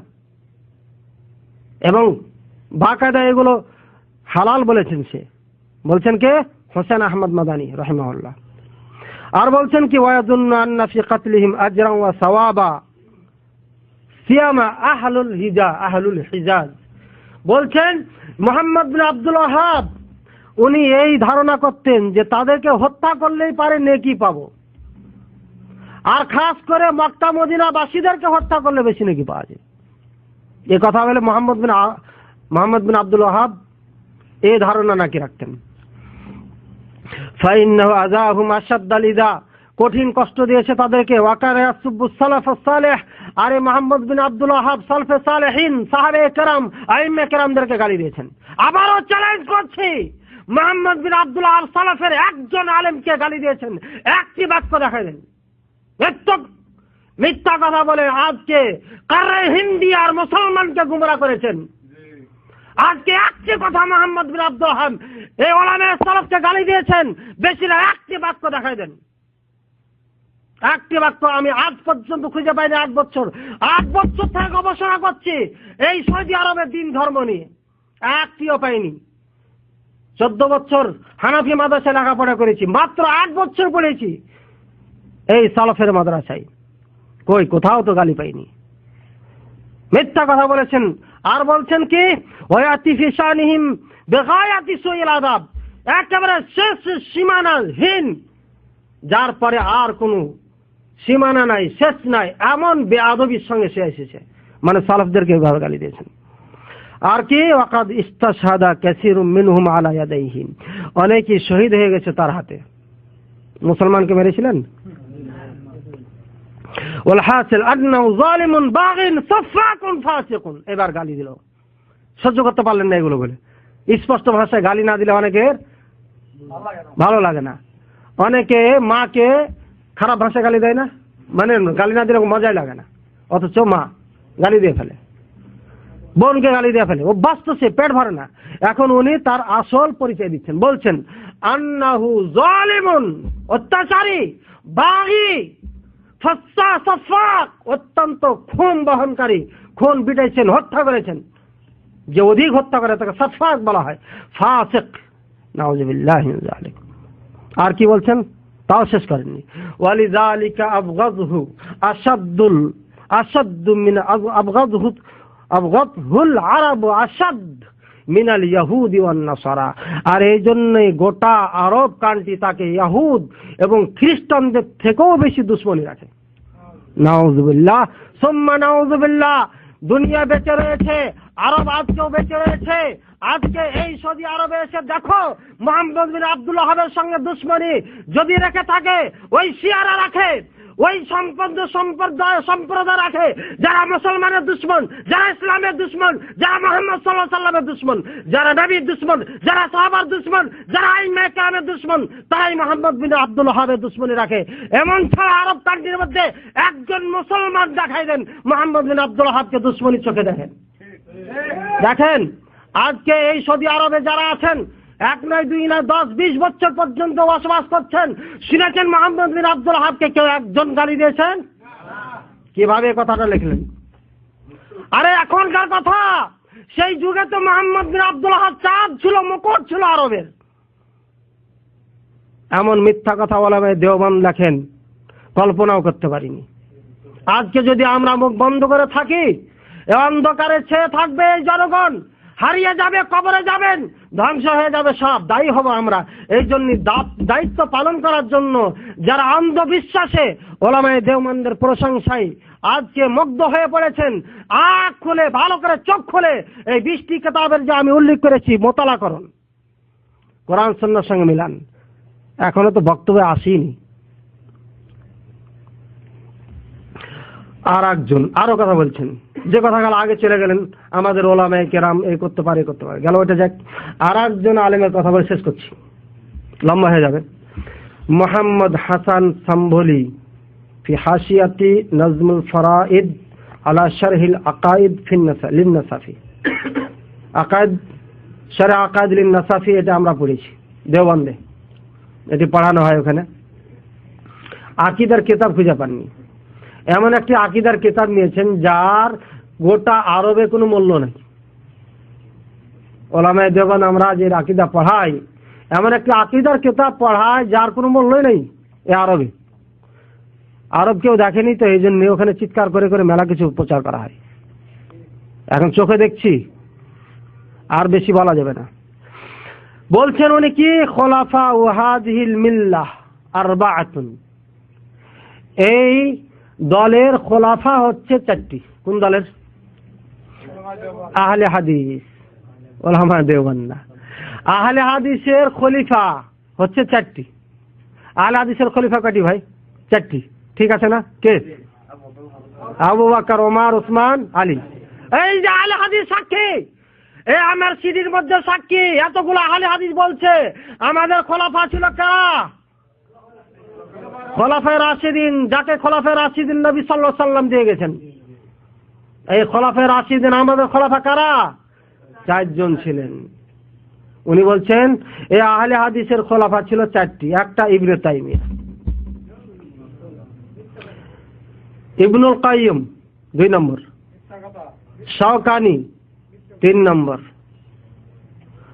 আর আরো যদি মিলান তাহলে ইবনে হাজম 4 নম্বর, আর একটু যদি বাড়াই দেন তাহলে দাউদ জাহিরি 5 নম্বর। ওনার এবার একটা পড়ি, এত সুন্দর গালি দিতে জানেন এরা, ভাবতেও পারিনি আমি। বলছেন কি শুনেন, খোলাফা ও হাযিহিল মিল্লাহ আরবাআতুন ইবনু তাইমিয়া ওয়া ইবনুল কাইয়িম ওয়া শাওকানি ফায়াকুলুনা সালাসাতুর রাবিউহুম কালবুহুম। কোরআন আয়াত সেট করেছে। তৃতীয় জন হচ্ছে কালব, কুত্তা। কোনটা? শাওকানি। মানে শাওকানি একটা কিতাব আছে নাইলুল আওতার, জ্বালাই পুড়াই দিয়েছে, বিরুদ্ধে লেখেনি। নাইলুল আওতার আজকে বাজারে পাওয়া যাচ্ছে, দেওবন্দ না মদিনা ইউনিভার্সিটিতে পড়া হয়। আজকে কেউ যদি ভালো করে ফিকহ শিখতে চায়, হাদিসের রশনিতে নাইলুল আওতার পড়তে হবে তাকে। কেমন? এমন ফিকহের কিতাব, যে ফিকহের কিতাবে বলে যে স্বামী স্ত্রী সহবাসের সময়, মিলনের সময় ভিতরে যদি আউট না করে বের করে নাই তাহলে গোসল ফরজ হবে না। এগুলো ফেলে দিয়ে নদীতে এই নাইলুল আওতার পড়ানো দরকার প্রতি যে মাদ্রাসায়। কেমন? বলছেন এই 3 নম্বর কালবুহুম, তাদের কুত্তা। নাউযুবিল্লাহি মিন যালিক, সুম্মা নাউযুবিল্লাহ।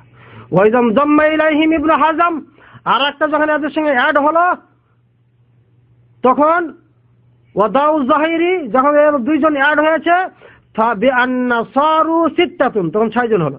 ওয়া ইয়াকুলুন, আর বলছেন খামসাতুন সাদিসুহুম কালবুহুম রাজমান বিল গায়র। এদের 5 নম্বর হচ্ছে কুত্তা। সূরা কাহাফে যে ঘটনা না সেট করেছেন, এত বড় গালি দিতে পারেন ওলামায়ে দেওবন্দ, এত বড় বড় বুজুর্গ মানুষেরা, আমি কোনোদিন কল্পনাই করতে পারিনি। কেমন? আপনাকে পড়ে শোনালাম। কোন কিতাবে বললাম? ফি হাশিয়াতি নাজমুল ফরাইদ আলা শারহিল আকায়েদ লিন নাসাফি।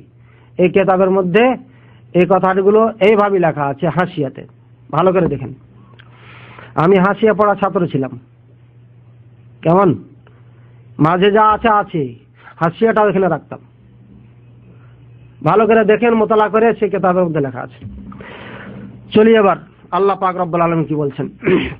ومن يشاقق الرسول من بعد ما تبين له الهدى ويتبع غير سبيل المؤمنين نوله ما تولى ونصله جهنم وساءت مصيرا। আল্লাহ পাক রব্বুল আলামিন বলছেন ومن يشاقق الرسول, ওই সমস্ত জাতি, ওই সমস্ত ব্যক্তি, ওরা যারা আল্লাহর নবীর সঙ্গে বিদ্বেষাচরণ করে, মিন বাদি মা তাবায়্যানা লাহুল হুদা, স্পষ্ট দলিল বুরহান এই কোরআন এই দিন আসার পরও, ওয়া ইয়াত্তাবি গায়রা সাবিলিল মুমিনিন, এবং শুধু তাই না, তারপরও তারা কি করে? মুমিনদের রাস্তা চুপ করে অন্যদের পথ অবলম্বন করে। এতক্ষণ যা বললাম এটা মুমিনদের রাস্তা? কবরে মুরাকাবা করা সাহাবাদের রাস্তা? রূহ যে আপনার আকার ধারণ করতে পারে সাহাবাদের আকীদা? যে কোনো সমস্যা সমাধান করতে পারে সাহাবাদের আকীদা? কি বলেন? হায় হায় হায়। বলছেন আল্লাহ পাক রব্বুল আলামিন ওয়ায়াত্তাবিউনা নাকি ওয়ায়াত্তাবিউ গায়রা সাবিলিল মুমিনিন, মুমিনদের রাস্তা তারা চ্যুত করে অন্য ধর্মের রাস্তা অবলম্বন করে। নুওয়াল্লিহি মা তাওয়াল্লা, যেই ধর্ম চাবে সেই ধর্ম অন্তরণ করে দিব তাকে। তর্জমা দেখেছেন, এটা আমার ভাষার তর্জমা।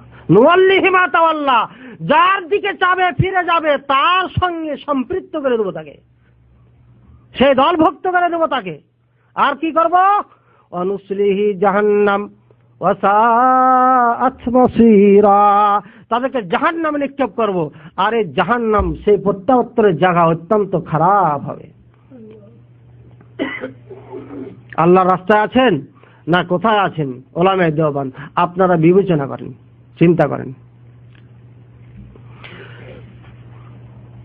আল্লাহ পাক রব্বুল আলামিন বলেন লাকাদ কানা লাকুম ফি রাসূলিল্লাহি উসওয়াতুন হাসানা লিমান কানা ইয়ারজুল্লাহা ওয়াল ইয়াওমাল আখিরাহ ওয়া যাকারাল্লাহা কাসীরা।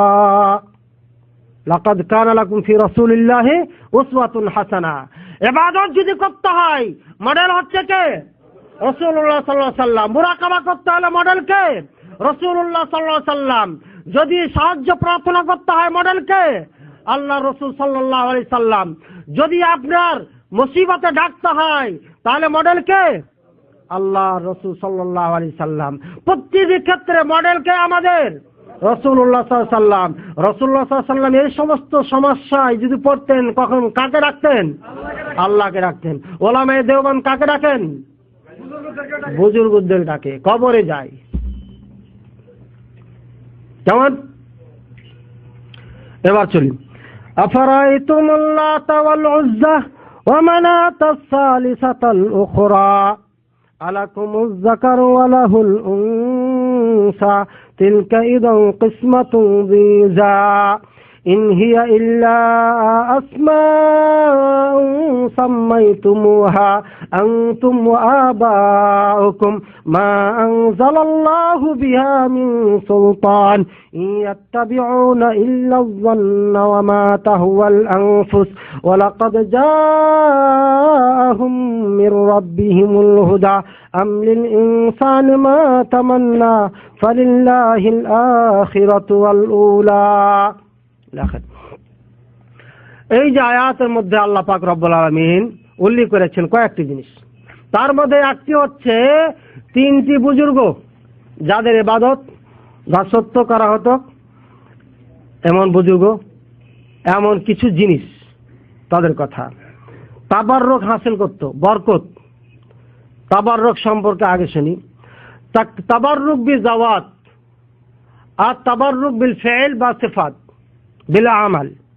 তাবাররুক বিল জাওয়াত যেটা অর্থাৎ আল্লাহ পাক রব্বুল আলামিন কিছু জাত, সে জাতের মধ্যে বরকত দিয়েছেন আর ওই জাত থেকে বরকত অর্জন করা জায়েজ আছে। যেমন নবী সাল্লাল্লাহু আলাইহি সাল্লাম, নবী সাল্লাল্লাহু আলাইহি সাল্লাম বা বরকত।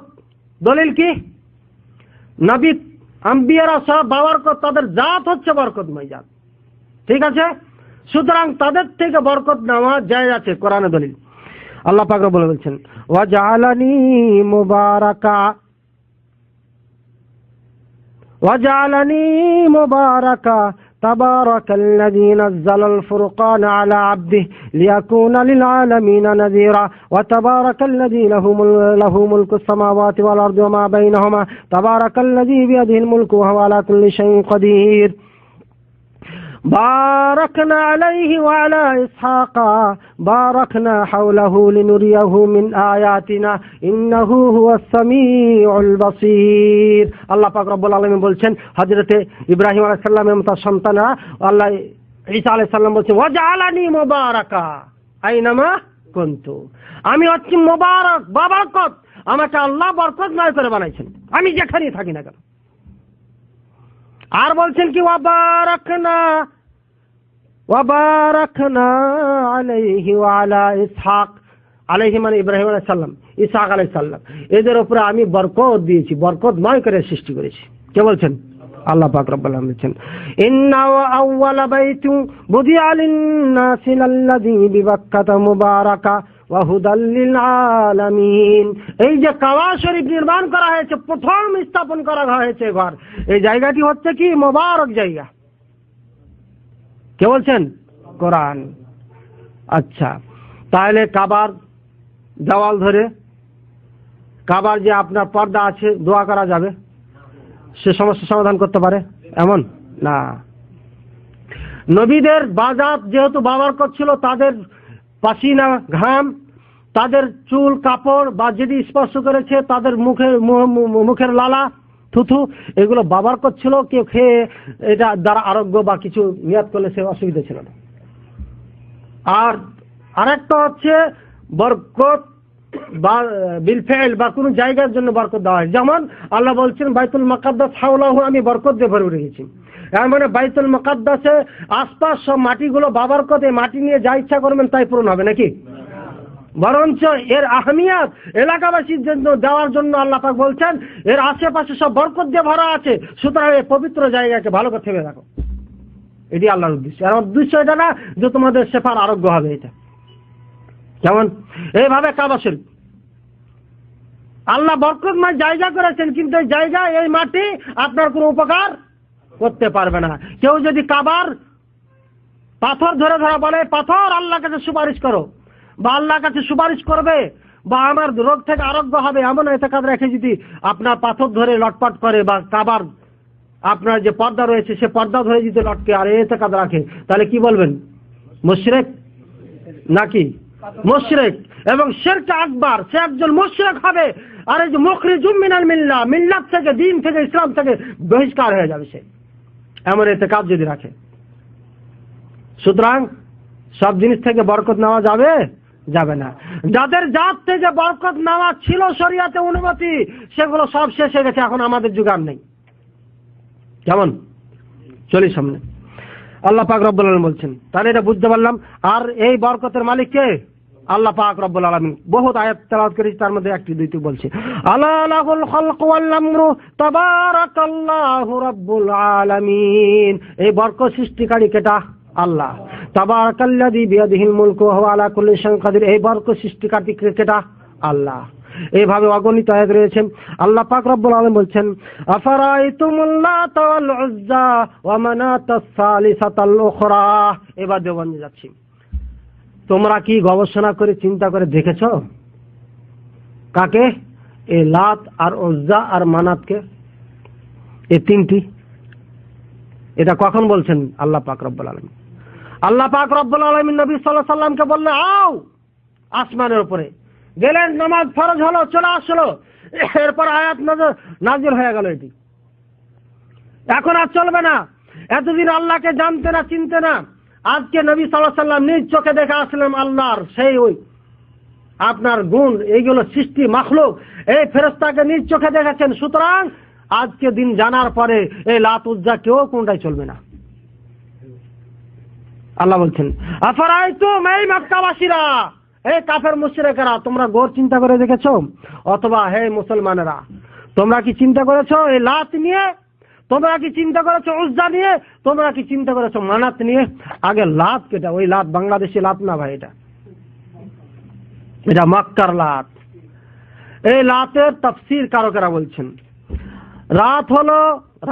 লাত হলো একজন নেক মানুষ, একজন নেক মানুষ, সৎ মানুষ, ছাতু শান্ত। লাত্তা আলুত্তু যদি তাসদীদ দিয়ে পড়া হয় তাহলে নেক মানুষ উদ্দেশ্য, যিনি ছাতু মেখে মেখে ছাজিদেরকে খাওয়াইতো।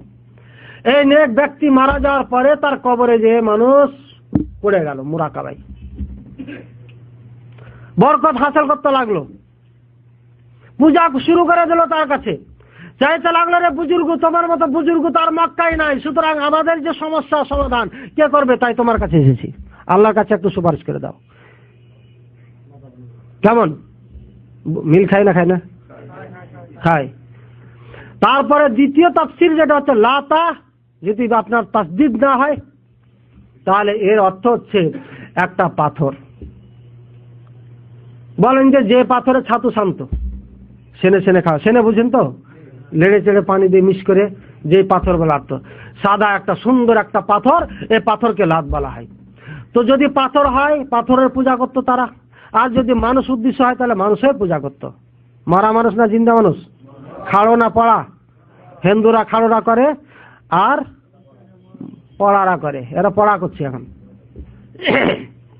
আর দ্বিতীয় যেটা উজ্জা, এই উজ্জা হলো কে বলছেন একটা গাছ, মিন সামারাতিত তালহ, নাম মিন সামারাতিত তালহ, এই গাছ এক ধরনের একটি গাছ, এই গাছে পূজা করতো মানুষ। কেন পূজা করতো? এই গাছে বুজুর্গে এসে দেখা দিত মাঝে মাঝে, ঘটনা মনে চলে আসে কিন্তু সময় নেই। এই বুজুর্গ আসার কারণে বাবারকত গাছ মনে করে সব পূজা শুরু করলো। এখানে বাকারে কুব্বা ডুব্বা বানিয়ে টানিয়ে এখানে চাদর মোবারক চড়িয়ে চড়িয়ে সব পূজা শুরু করে দিল। তার পাশে আরেকটি গাছ, আরেকটি গাছ, তিনটি গাছ, এই তিনটি গাছ এখানে পূজা করত। আর মানাত, এটি একটা মূর্তি ছিল, মূর্তি। এই মানাতে মানুষ আপনার, এটি ছিল মদিনার কাছে, এখানে মানুষ যখন হজ করতে আসতো, উমরা করতে, সেখান থেকে এহরাম বেঁধে আসতো, তাদের মিকাত ছিল এটা, বারবার করার জায়গা। যেমন আমাদের দেশে ইলেকশন শুরু করে কোথা থেকে? খাজা বাবার দরবার থেকে। তারা শাহজালালের দরবার থেকে শুরু করেন ইলেকশনের প্রচারণা। এইভাবে তারা হজ উমরার জন্য আসতো মানাতের ওখান থেকে এহরাম বেঁধে। ঠিক আছে? নবী সাল্লাল্লাহু আলাইহি সাল্লাম কোরআনের মধ্যে বলে দিলেন স্পষ্টভাবে, আল্লাহ পাক রব্বুল আলামিন, যে একটা লাত নেক মানুষ অথবা পাথর, অথবা বাবরকতময় পাথর, অথবা উজ্জা সেই গাছ, অথবা শয়তান, কেমন মানুষের আকার ধারণ করে থাকতো, সেখানে ওই গাছে দেখা দিত, সে পূজা করতো মানুষ। আর মানাত, এটি একটা বুত। হ্যাঁ, এটি কোন সালেহ ব্যক্তি, নেক ব্যক্তি ছিল না। এই দুইটি ৭০-৮টা নেক ব্যক্তি ছিল, বাকি গেলা সব পাথর গাছ। হিন্দুদের যে পূজা করে সব মিল খাচ্ছে না, খায় না। এখন আমাদের দেশের দিকে যাব, থামেন। আল্লাহ বলছেন, আলাকুমুজ যাকার ওয়া লাহুল উনসা, এরে কাফেররা, তোমরা বলছো ফেরেশতারা আল্লাহর বেটি, তো আল্লাহর জন্য বেটি আর তোমাদের জন্য বেটা। তিলকা ইযান কিসমাতুন জিজা, এটি একটা বেইনসাফ, অসঙ্গত একটি এটি ফয়সালা, একটি বেইনসাফ অসঙ্গত একটি ফয়সালা। যেমন আল্লাহ বলছেন, এটি ফয়সালা তোমরা সহি করনি, এটা দলীয়করণ হয়ে গেছে, এটা নিরপেক্ষ ফয়সালা না, এটা বিবেকের জ্ঞানের ফয়সালা না। তিলকা ইযান কিসমাতুন জিজা ইন হিয়া ইল্লা আসমাউন সাম্মাইতুমুহা আনতুম ওয়া আবাউকুম, এগুলো কিছুই না, তোমাদের পিতা মাতারা, তোমাদের পূর্বপুরুষেরা আর তোমরা নাম রেখেছো শুধুমাত্র, কিছু না। এগুলো নাম রাখা হয়েছে বড় পীর, বড় পীর কিসা হয় ভাই আল্লাহ জানে। যাও, এই যে নাম রাখা হয়েছে শুধু এগুলো, তোমরা আল্লাহর কোনো দলিল মানজাল্লাহু বিহা মিন সুলতান, আল্লাহর কোনো দলিল এর পক্ষে নেই, এর পক্ষে কোনো দলিল নাই। রূহ থেকে, ওলিদের থেকে সাহায্য প্রার্থনা করতে হবে, কোনো দলিল আছে? নাই। ইল্লা যান্না ওয়া মা তাহওয়াল আনফুস, মন চাহি কাজ, ধারণার উপর এগুলো। আর ওয়ালাকাদ জাআহুম মির রাব্বিহিমুল হুদা, আল্লাহ পাক রব্বুল আলামিন থেকে স্পষ্ট দলিল এসেছে, এগুলো শিরক, এগুলো করা যাবে না। তারপরে এই মক্কাবাসীরা সেগুলো পূজা করতেন। আমলিল ইনসানে মা তামান্না ফালিল্লাহিল আখিরাতু ওয়াল উলা, মানুষ যা চায় তাই কি হবে? হবে না। আল্লাহ যা চাবে তা হবে। আখিরাত দুনিয়া সব আল্লাহর জন্য। ওয়া কাম মিন মালাকিন ফিস সামাওয়াতি লা তুগনি শাফাআতুহুম শাইআ ইল্লা মিন বাদি আন ইয়াযানা আল্লাহু লিমান ইয়াশা ওয়া ইয়ারদা, আর কত আসমানের মধ্যে কত ফেরেশতাগণ রয়েছে, এদের শাফাআত কারই কাজে লাগবে না, কারোর জন্য শাফাআত করতে পারবে না, ইল্লা ইয়াযানা আল্লাহ, যতক্ষণ পর্যন্ত আল্লাহ তাদের অনুমতি না দিবে, লিমান ইয়াশা ওয়া ইয়ারদা, যাদের প্রতি আল্লাহ রাজি থাকবেন, সন্তুষ্ট থাকবেন, তাদের জন্য আল্লাহ অনুমতি দিবেন সুপারিশের। আল্লাহ রাজি নাই, খুশি নাই আপনার প্রতি, আর পীরেরা সুপারিশ করবে আপনার জন্য? হ্যাঁ, মুশরিকের জন্য সুপারিশ করবে? বলেন বায়াতকারী ভাইয়েরা, কোনোদিন না। মুশরিকের জন্য কোনো ওলি, কোনো আল্লাহ রসুল আপনার সুপারিশ করবে না। আব্দুল কাদের জিলানী তা আসলে একজন ভালো মানুষ ছিলেন, বড় আলেম ছিলেন, তাওহীদে আলেম ছিলেন, কিন্তু ভুল করেছেন তার মাননেওয়ালারা। আল্লাহ নবী সাল্লাল্লাহু আলাইহি সাল্লাম। এবার আমরা চলে যাই দেওবন্দ সে আনার গাছ। এই যে উজ্জা, এটি গাছ ছিল না কি ছিল? গাছ ছিল। আর একটু ভালো করে জানাই, না তো কখন বেয়াদবি করে ফের ধরা খেয়ে যাবেন। নবী সাল্লাল্লাহু আলাইহি সাল্লাম যার ফাতে মক্কা হয়ে গেল, তখন বললো মানাতকে ধ্বংস করো, মানাত ধ্বংস। এরপরে খালিদ বিন ওয়ালিদকে পাঠিয়ে দিল উজ্জা, যা উজ্জাকে উৎখাত করে আসো। উজ্জাকে যখন মারতে গেল, সেইটাকে হত্যা করে আসলে গাছ কেটে ফেলে দিলেন। ওখানে গব্বুর টুব্বুর যা ছিল ভেঙে ফেললেন, ভেঙে ফেলে চলে আসলেন, ইয়া রাসূলুল্লাহ ফিনিশ করে দিয়েছি। বলছে না, কিছুই করনি, আবার যাও। এই যে আবার যাও, মা ফালতা সাইয়া, কিছুই করনি। আবার ফিরে গেলেন খালিদ বিন ওয়ালিদ রাদিয়াল্লাহু তাআলা আনহু। যা দেখছেন যে একটা পর্দার মাঝে কতিটি মানুষ বসে রয়েছে, এরা খাদেম, এরা মাজারের কি ভাই? খাদেম। কই যাই বা কই, দৌড় পালা একের পাহাড়ের উপরে খালিদ বিন ওয়ালিদ যা দেখছেন একটি উলঙ্গ নারী চুল ছেড়ে হাওয়ার উপরে ঘোরাচ্ছে চুল। এই অবস্থায় যখন মহিলাটাকে দেখলো, খালিদ বিন ওয়ালিদ রাদিয়াল্লাহু তাআলা আনহু ফিরে করে দিলেন। ফিরে গেলেন নবী সাল্লাল্লাহু আলাইহি ওয়াসাল্লামের কাছে, বললেন যে এ কাজ করে আসলাম। বলছে এবার তুমি শেষ করেছো। এটাই ছিল উজ্জা। কেমন? পীর সাহেবের সঙ্গে বেয়াদবি করলে অবশ্যই ক্ষতি হবে আপনার, কারণ ওইগুলো শয়তানের ওলি। যদি দরবারে যে আপনি ভাই গাছ কাটতে যান, ফিনিশ না করে দেন, তাহলে আপনার ক্ষতি করবে। ফিনিশ করে দিতে হবে। নবী সাল্লাল্লাহু আলাইহি ওয়াসাল্লাম বললেন এরই উজ্জা ছিল, যদি আগে ছেড়ে রাখতে তাহলে মানুষের মনে ওয়াসওয়াসা দিত, ধোঁকা দিত, আবার উজ্জা তৈরি করত। সুতরাং ফিনিশ হয়ে গেছে, খালাস, আর নাই। এটাই হলো শয়তান। এইভাবে সমস্ত মাজারগুলোতে আজকে মুসলমানকে ধোঁকা দিচ্ছে, আশা পূরণ হয়ে যাচ্ছে, এই হচ্ছে, কিছুই না। এগুলো সব কে ক্ষমতা রাখেন? আল্লাহ, আল্লাহর কাছে রয়েছে। এবার চলি সে দেওবন্দে আনার গাছের যে চামড়া নিয়ে চলে যাচ্ছে মানুষ। যদি সত্যিকারের সুন্নাতের পিপাসিত হতেন, আশেকে রাসূল হতেন, তাহলে এই গাছের সাথে কি ব্যবহার করা উচিত ছিল তা আমরা হাদিসের আলোকে দেখি। হযরতে ওমর রাদিয়াল্লাহু তাআলা আনহুর কাছে খবর চলে আসলো, বলছেন ইদ ইউবাইউনাকা তাহতা শাজারা। ওমর রাদিয়াল্লাহু তাআলা, আপনি নবী সাল্লাল্লাহু আলাইহি সাল্লামের সাথে 1000 কতজন ভাই? 4000 না, 4400 না কতজন জাহাজ বাইয়াতে রিদওয়ানে, যে আপনার সাহাবে কেরাম গাছের নিচে নবী সাল্লাল্লাহু আলাইহি সাল্লামের হাতে হাত দিয়ে বায়াত গ্রহণ করেছিলেন প্রতিশোধ নেওয়ার জন্য। এই গাছ থেকে যায় উমর রাদিয়াল্লাহু তাআলা আনহু যুগ পর্যন্ত। বলছেন হে উমর আমিরুল মুমিনিন, আজকে সেই গাছে মানুষ নামাজ পড়তেছে, তাবারক হাসিল করতেছে। কইছে তাই নাকি? হুকুম দিলেন কেটে ভালো তাকে উৎখাত করো। সুবহানাল্লাহ। আজকে যদি উমর রাদিয়াল্লাহু তাআলা আনহু না হতেন, অন্য কেউ হতেন, তাহলে ওলামে দেওবন্দ কাফের ফতোয়া দিতেন। হ্যাঁ, কেন? রাসূলুল্লাহ সাল্লাল্লাহু আলাইহি ওয়াসাল্লামের যে জায়গাতে যেখানে বসেছিলেন, যে গাছের নিচে, এমন একটি কাজ হচ্ছেন, আল্লাহ বলছেন ঘোষণা দিয়ে দিলাম সমস্ত আগে পরের এই বায়াতের জন্য সাহাবার গুনাহ সব মাফ করে দিলাম। এরা চুরি করো, ডাকাতি করে, বদমাইশ করো, যা করো, সব ক্ষমা এদের জন্য। এটি নবী সাল্লাল্লাহু আলাইহি ওয়াসাল্লামের ঘোষণা। আল্লাহ জানিয়ে দিয়েছেন যে এদেরকে ক্ষমা করে দিয়েছি। এইভাবে বদরের যুদ্ধে যারা অংশগ্রহণ করেছিলেন তাদেরকে আল্লাহ পাক রব্বুল আলামিন ক্ষমা করে দিয়েছিলেন। আগে পিছের গুনাহ সব মাফ। আর যেই জায়গাতে নবী সাল্লাল্লাহু আলাইহি ওয়াসাল্লাম বায়াত গ্রহণ করছে, এমন একটি বাবাকাত গাছকে কেটে ফেলছেন, রাগ হওয়া উচিত না? উচিত না। আজকের যুগ হলে তো আন্দোলন শুরু করে দিতেন। তাহলে মুহাম্মদ বিন আব্দুল ওয়াহাব কি করেছিলেন? ওই যে আবার সে কবর শুরু হয়ে গেছিল 1100 হিজরি, 12 হিজরি, 1200 নাকি 1009টা, এই তুর্কি শাসনে কবর এইভাবে পাকা হয়ে হয়ে পুরা সৌদি আরব একেবারে আপনার ভরপুর হয়েছিল। এই মুহাম্মদ বিন আব্দুল ওয়াহাব সেই কবর ভেঙেছিলেন, এই গাছগুলোকে কেটেছিলেন যেখানে তাবারক হাসিল করা হতো। এই জন্যই মুহাম্মদ বিন আব্দুল ওয়াহাব ফাসিক, বাগী, সাফাক, জালেম হয়েছেন। তাহলে ওমর রাদিয়াল্লাহু তাআলা জালেম হননি? তাদের দৃষ্টিতে অবশ্যই জালেম হয়েছে। নাউজুবিল্লাহ। শিক্ষা অর্জন করেন সালাফ। আমাদের সালাফ তো সাহাবায়ে কেরাম, আমাদের সালাফের অনুযায়ী সাহাবায়ে কেরামের রশ্মি ধরে পথ ধরে যারা চলেন, যে সমস্ত আইম্মায়ে কেরাম, 4 মাযহাবের 4 ইমাম এবং আরো যত রয়েছে আইম্মায়ে হাদিস, সমস্ত আমাদের ইমাম। যার কথা কোরআনের সঙ্গে মিলবে তারাই আমার ইমাম, তাছাড়া গেট আউট, কোনো কানেকশন নেই তাদের সঙ্গে। হযরত ওমর রাদিয়াল্লাহু তাআলা গাছ কেটে ফেললেন।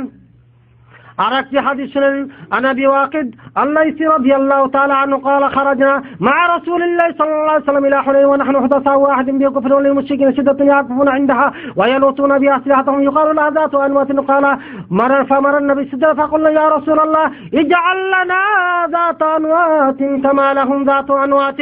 فقال رسول الله صلى الله عليه وسلم الله أكبر الله أكبر الناس قلتم والذي نفسي بيده كما قالت بنو إسرائيل اجعل لنا آلهة كما له آلهة.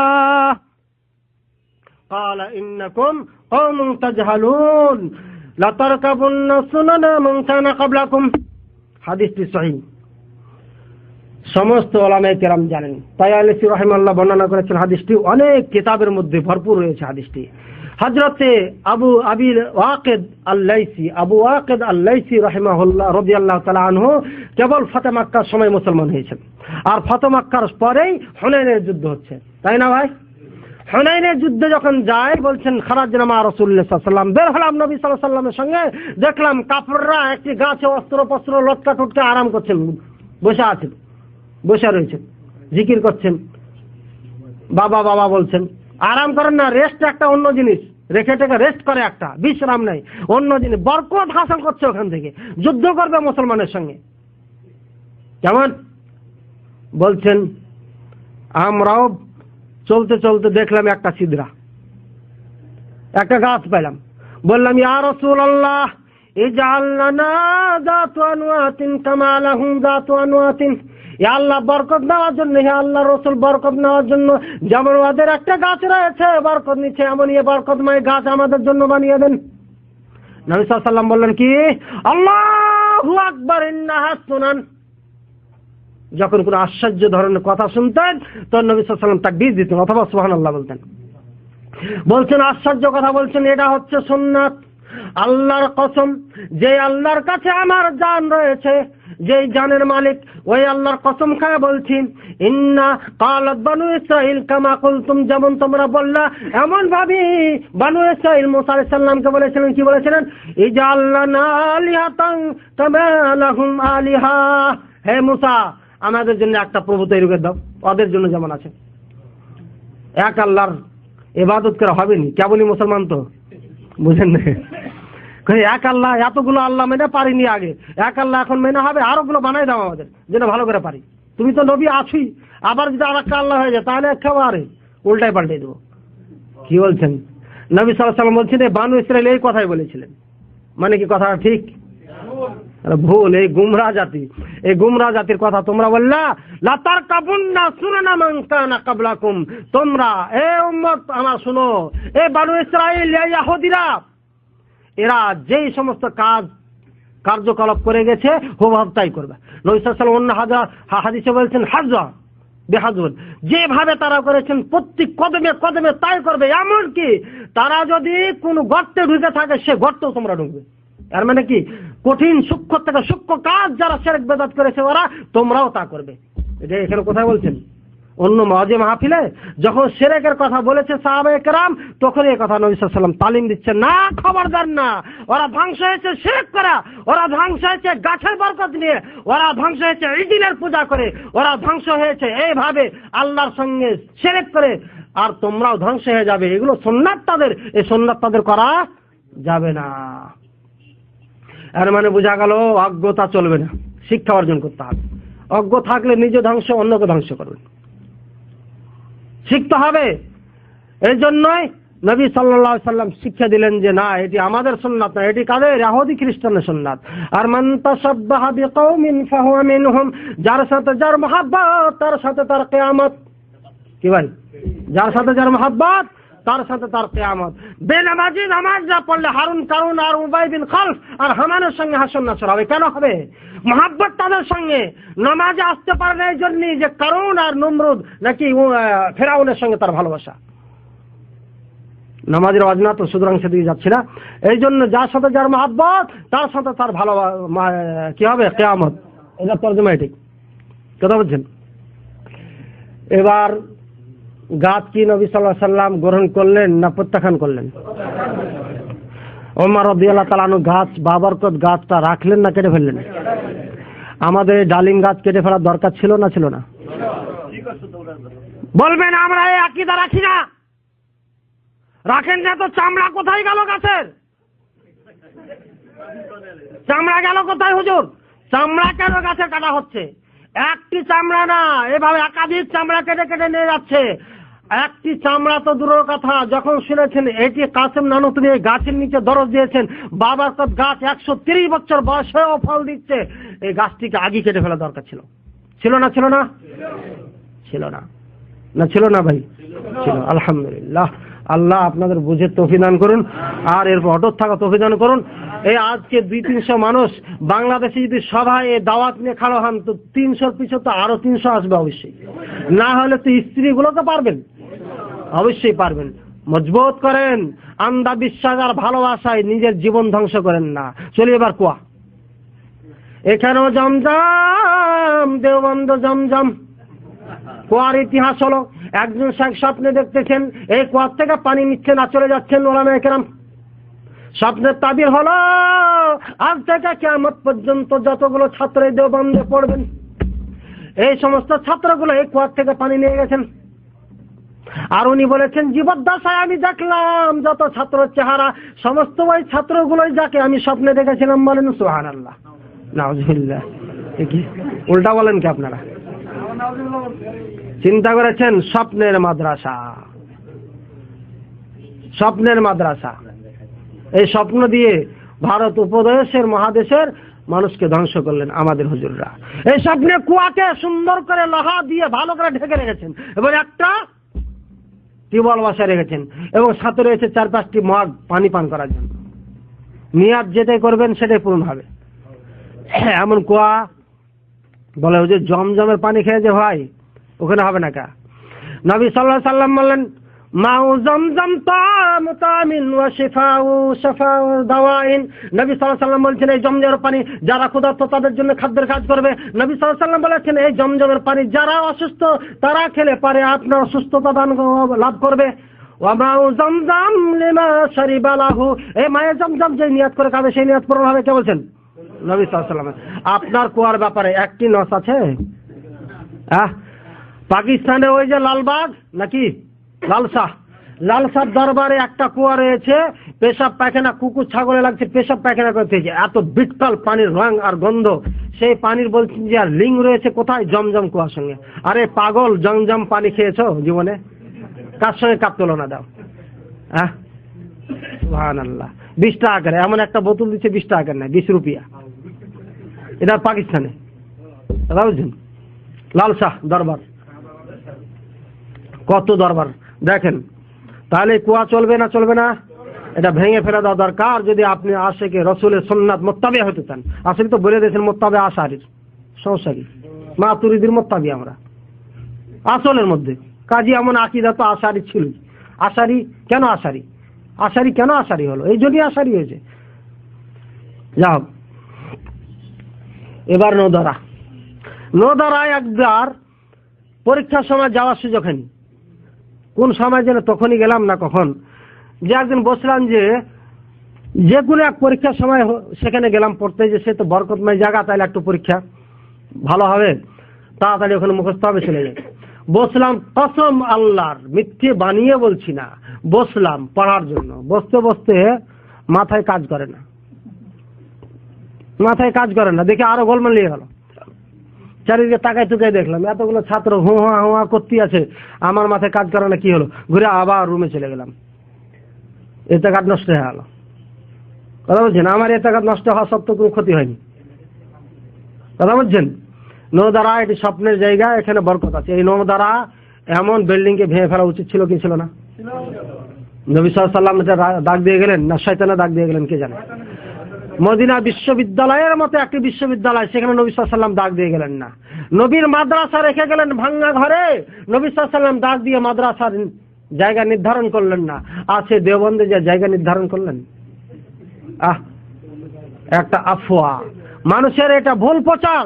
আসলে ইতিহাস খুঁজলাম, দেওবন্দের তাসিস ভিত্তি কেন দেওয়া হলো, কখন দেওয়া হলো, ইতিহাসে এটা লেখেননি। ইন্টারনেটের মাধ্যমে যা দেখলাম, অন্য কোনো কিতাবের কথা বলতে পারছি না। তো যা হোক, এ হলো আমাদের 3য় নম্বর। আশ্চর্য ঘটনা আরো হোক্কা খাচ্ছেন না, খান না, থামেন। একদিন হাফলা হচ্ছে, সেই আলোচনা হচ্ছে, এই সময় এত দ্রুত পালিয়ে যাচ্ছে, আমি তো কিছু করিনি। আরে একদিন মাহফিলে বসে রয়েছি, দুই দলের আপনার সংঘর্ষ চলছে, মুনাজারা, আহলে হাদিস আর হানাফির মাঝে। ওখানে বাকায়দা মুনাজারা একটা ডিপার্টমেন্ট তৈরি করা আছে, এই কাজই করেন, প্রতি সপ্তাহে মুনাজারা হয়। তর্ক চলতে চলতে চলতে চলতে দেওবন্দি ছাত্র যিনি পাঠ নিয়েছেন হারিয়ে যাচ্ছে। তখন বললেন যে ওয়াহিদুজ্জামা কেরানবী, সবাই চেনেন, ওনার একটা কিতাব আছে কামসুল জাদিদ, এই উনি বলেছেন এই কথাটা ভুলে গেছি, বহুদিন আগে তো জানতাম না যে ওয়াজ করতে হবে আমাকে, কথা বুঝছেন তো।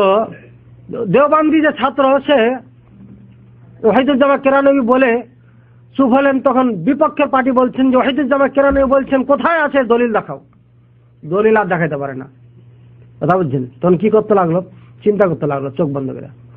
এরই মধ্যে স্বপ্ন দেখছে, আনাল্লাযী কুলতু হাযাল কালাম, আনাল্লাযী ওয়াহিদুজ্জামা কেরানবী, আনাল্লাযী কুলতু হাযাল কালাম আল্লাযী ক্বালা তিরমিযী।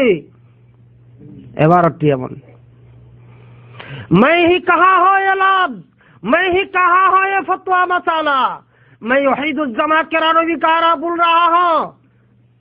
খুব তাকাচ্ছে এদিকে ওদিকে, ওয়াহিদুজ্জামা কেরানবী নাই, শব্দ আসতেছে। যা হোক, জয়লাভ হলো দেওবন্দির।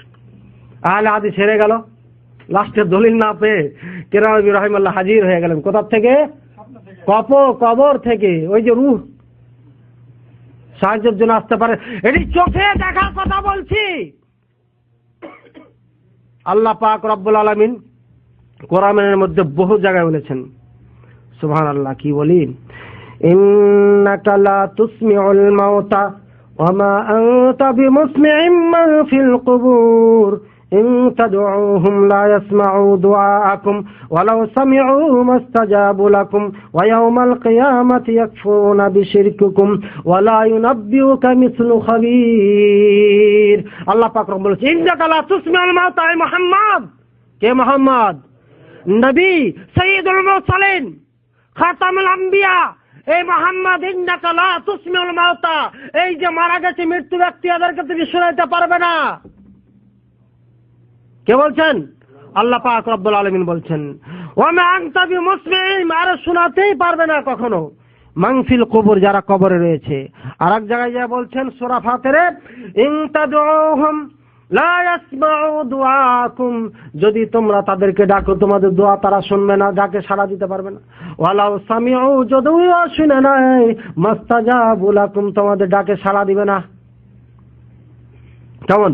ওয়া ইয়াউমাল কিয়ামাতি ইয়াকফুরুনা বিশিরকিকুম, আর কিয়ামতের দিন তোমরা যে শিরক করছো, তাকে মাবুদ বানিয়ে নিয়েছো, সমস্যার সমাধানের জন্য যে ডাকছো, তারা অস্বীকার করবে। ওয়ালা ইউনাব্বিউকা মিসলু খাবীর, খবরদাতা যেমন খবর দেয়, কোনো সংবাদ দেয়, তারা কোনো খবর দিতে পারবে না। এদিকে ডাকা কাজ চলবে না। শুধু মৃত্যু ব্যক্তি থেকে ভাবে ডাকা বা রূহ এসে এই যে আপনার বিপদ দূর করা, এর মানে কি সে গায়েব জানছে, জানে না। আর নবী সাল্লাল্লাহু আলাইহি ওয়াসাল্লাম আল্লাহ পাক রব্বুল বলছেন, কি বলছেন, ওয়ালাউ কুনতু আ'লামুল গায়বা লাস্তাকসারতু মিনাল খায়রি ওয়া মা মাসসানিয়াস-সূ ইন্নানা ইল্লা নাযীরুন ওয়া বাশীরুন লিকাওমিন ইউমিনুন। ওয়ালাউ আ'লামু গায়বা, আমি যদি গায়ব জানতাম। কে বলছেন? আল্লাহ পাক রব্বুল বলছেন, নবীকে বলছেন, কল, আগে ছেড়ে দিয়েছি, বলছেন, হে নবী আপনি বলে দেন, ওয়ালাউ আ'লামুল গায়বা, আমি যদি গায়েব জানতাম, লাস্তাকসারতু মিনাল খায়র, অনেক কল্যাণ কামগুলোকে জমা করে নিতাম আমি। এর অর্থ এটা। ওয়া মা মাসসানিয়াস-সূ, অকল্যাণ কাম কখনো স্পর্শ করতো না আমাকে। ইন আনা ইল্লা নাযীর ওয়া বাশীর, আমি অন্য কিছু না, একজন নাযীর, ভয় প্রদর্শককারী আর সুসংবাদদাতা, লিকাওমি ইউমিনিন, এই মুমিনদের জন্য, মুমিনদের জন্য আমি সুসংবাদদাতা শুধু, আর ভয় প্রদর্শনকারী, এছাড়া কিছুই আগে পরে জানি না। ওমা কুনতু বিদআম মিনার রাসূল, আর আমিও কোনো বেদাতি মানুষ না। এর আগে বহুত নবী এসেছেন, নবীরা এসেছেন, নবীরা বলে গেছেন আমরাও গায়েব জানি না, আমিও গায়েব জানি না। অন্য নবীদের অবস্থা যেমন ছিল আমারও তেমন অবস্থা। আমিও একজন নবী, অন্য নবীদের যেমন অবস্থা ছিল আমারও তেমন অবস্থা, সুতরাং আমি নতুন কিছু না। ওমা আদরি মা ইউফআলু বি ওয়ালা বিকুম ইন আত্তাবিইল্লা মা ইউহা ইলাইয়া ওয়ামা আনা ইল্লা নাযীরুম মুবিন। আমি ওমা আদরি মা ইউফআলু বি, আমার সঙ্গে কি করা হয় আমি জানি না, ওয়ালা বিকুম, তোমাদের সঙ্গে কি হবে সেটাও আমি জানি না। কে বলছেন? মুনাজারা হচ্ছে দেওবন্দ মাদ্রাসা দারুল হাদিসের মধ্যে, আর ওয়াহিদুজ্জামান কেরানবী কবর থেকে উঠে জবাব দিচ্ছেন কি আকায়েদে দেওবন্দ। আমরা যে দেওবন্দের মহব্বত ভালোবাসা রগে রগে ঢুকাই ফেলেছিলাম, আজকে দেখছি কিতাবের মধ্যে দেওবন্দি এই আকীদা। কেমন? সুবহানাল্লাহ। বলছেন ইন আত্তাবি ইল্লা মা ইউহা ইলাইয়া, আমার ওহী ছাড়া আমি কোনো কিছু করতে পারি না। কেমন? ইল্লা আনা ওয়ামা আনা ইল্লা নাযীরুম মুবিন, স্পষ্ট ভয় প্রদর্শনকারী আমি, আর কিছু না। কে বলছেন? নবী। আর আমাদের ওলিরা বলছেন দুঃখে সুখে সবসময় আছি, মরলো আছি বাঁচলো আছি।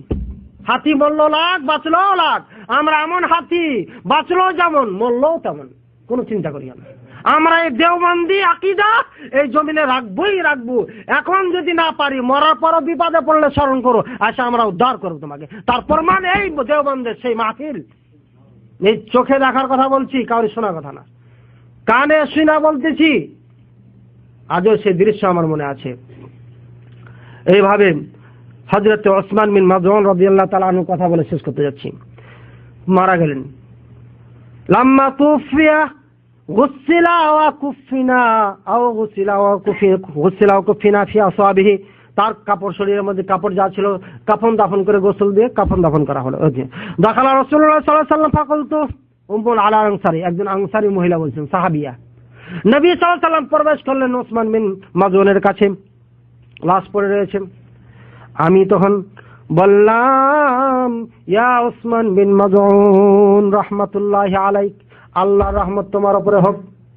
ইয়া আবা সাহেব, হে সাহেবের বাপ, ফাশাহাদাতি আলাইকা লাকাদ আকরামাকাল্লাহ, আমি সাক্ষ্য দিচ্ছি আল্লাহ তোমাকে সম্মানিত করুক, সম্মানিত করবে। নবী কি উত্তর দিচ্ছেন? নবী সাল্লাল্লাহু আলাইহি ওয়াসাল্লাম বলছেন, নবী সাল্লাল্লাহু আলাইহি ওয়াসাল্লাম বলছেন, ওমা ইদরিকি আন্নাল্লাহ আকরামাহু, তোমাকে কে বলছে তাকে সম্মানিত করবে? কে বলছে তোমাকে? কোথা থেকে জানলে তুমি? ওয়াল্লাহি লা আদরি মাযা ইফআলু বি ওয়া আনা রাসূলুল্লাহ, আল্লাহর কসম আমি জানি না আমার সঙ্গে কি হবে, অথচ আমি আল্লাহর রাসূল। আমার সঙ্গে কি করবে আল্লাহ পাক রব্বুল আলামিন, এই কবরে যে আমার সঙ্গে আল্লাহ কি ব্যবহার করবে আমি নিজেও জানি না, অথচ আমি আল্লাহর রাসূল। আর তুমি কোথায় বলছো, কোথায় এসে পেলে? উম্মুল আলা বলছেন, ফাওয়াল্লাহি মা উযাক্কি বাদাহু আহাদান আবাদা, আল্লাহর কসম আজ থেকে কাউকে আমি কোনোদিন সিটিফাইজ করব না, আজ থেকে আর কোনোদিন এমন কথা বলবো না ইয়া রাসূলুল্লাহ। সালান্ডার হয়ে গেলেন। দেখছেন, সাহাবীরাও ভুল করেছেন, সাহাবীরা বলতে ভুল করেছেন। আকীদা কি এমন ছিল? বলতে ভুল করেছেন। এই জন্য শিক্ষা দিচ্ছেন, খবরদার নবী হয়ে আমি জানি না আমার সম্পর্কে, আর তুমি ওসমান বিন মাযউন সম্পর্কে বলো কেমন? কিন্তু আরজু লাহা বিহি খায়রা, আল্লাহর কাছে আশা রাখি ভালো। এতটুকু নবী সাল্লাল্লাহু আলাইহি ওয়াসাল্লাম বলছেন। আরো আছে বহুত ওয়াজ, কি করলাম বললাম তো, এত আমি জমা করেছিলাম, তার থেকে একটু নিয়ে আসলাম, আরো অনেক কিছু আছে। তো যেহেতু সময় হয়ে যাচ্ছে আমাদের আসরের নামাজের সময়, তারপরে খাওয়া দাওয়া আছে। সব থেকে আনন্দের বিষয় যে আপনারা কষ্ট করে শুনছেন, এই জন্য আল্লাহ পাক রব্বুল আলামিন আপনাদের জাযা খায় দান করুন। আল্লাহ পাক রব্বুল আলামিন যতটুক বললাম হোক্কা, আর ওইদিকে তো আবার অনেক কিছু ছিল বলতে পারলাম না, যতটুক বললাম আশা করি এর থেকে উপকৃত হবেন। আর বিস্তারিত জানার জন্য যে সমস্ত কিতাবের নাম বলেছি সেগুলো মোতালা করবেন, ইনশাআল্লাহ জানতে পারবেন। দেওবন্দ ওলামায়ে দেওবন্দের সঙ্গে বিদ্রোহী ঘোষণা করছি না, বরঞ্চ ওলামায়ে দেওবন্দের সংশোধনের আশা রাখছি, কামনা করছি। সংশোধন যদি হয়ে যায় তাহলে তারা আহলুস সুন্নাহ ওয়াল জামাআহ, আর যদি সংশোধন না হয়ে এই আকীদা বুকে নিয়ে ঘুরে বেড়ায়, কখনো আহলুস সুন্নাহ ওয়াল জামাআতের চিন্তাও করিয়েন না।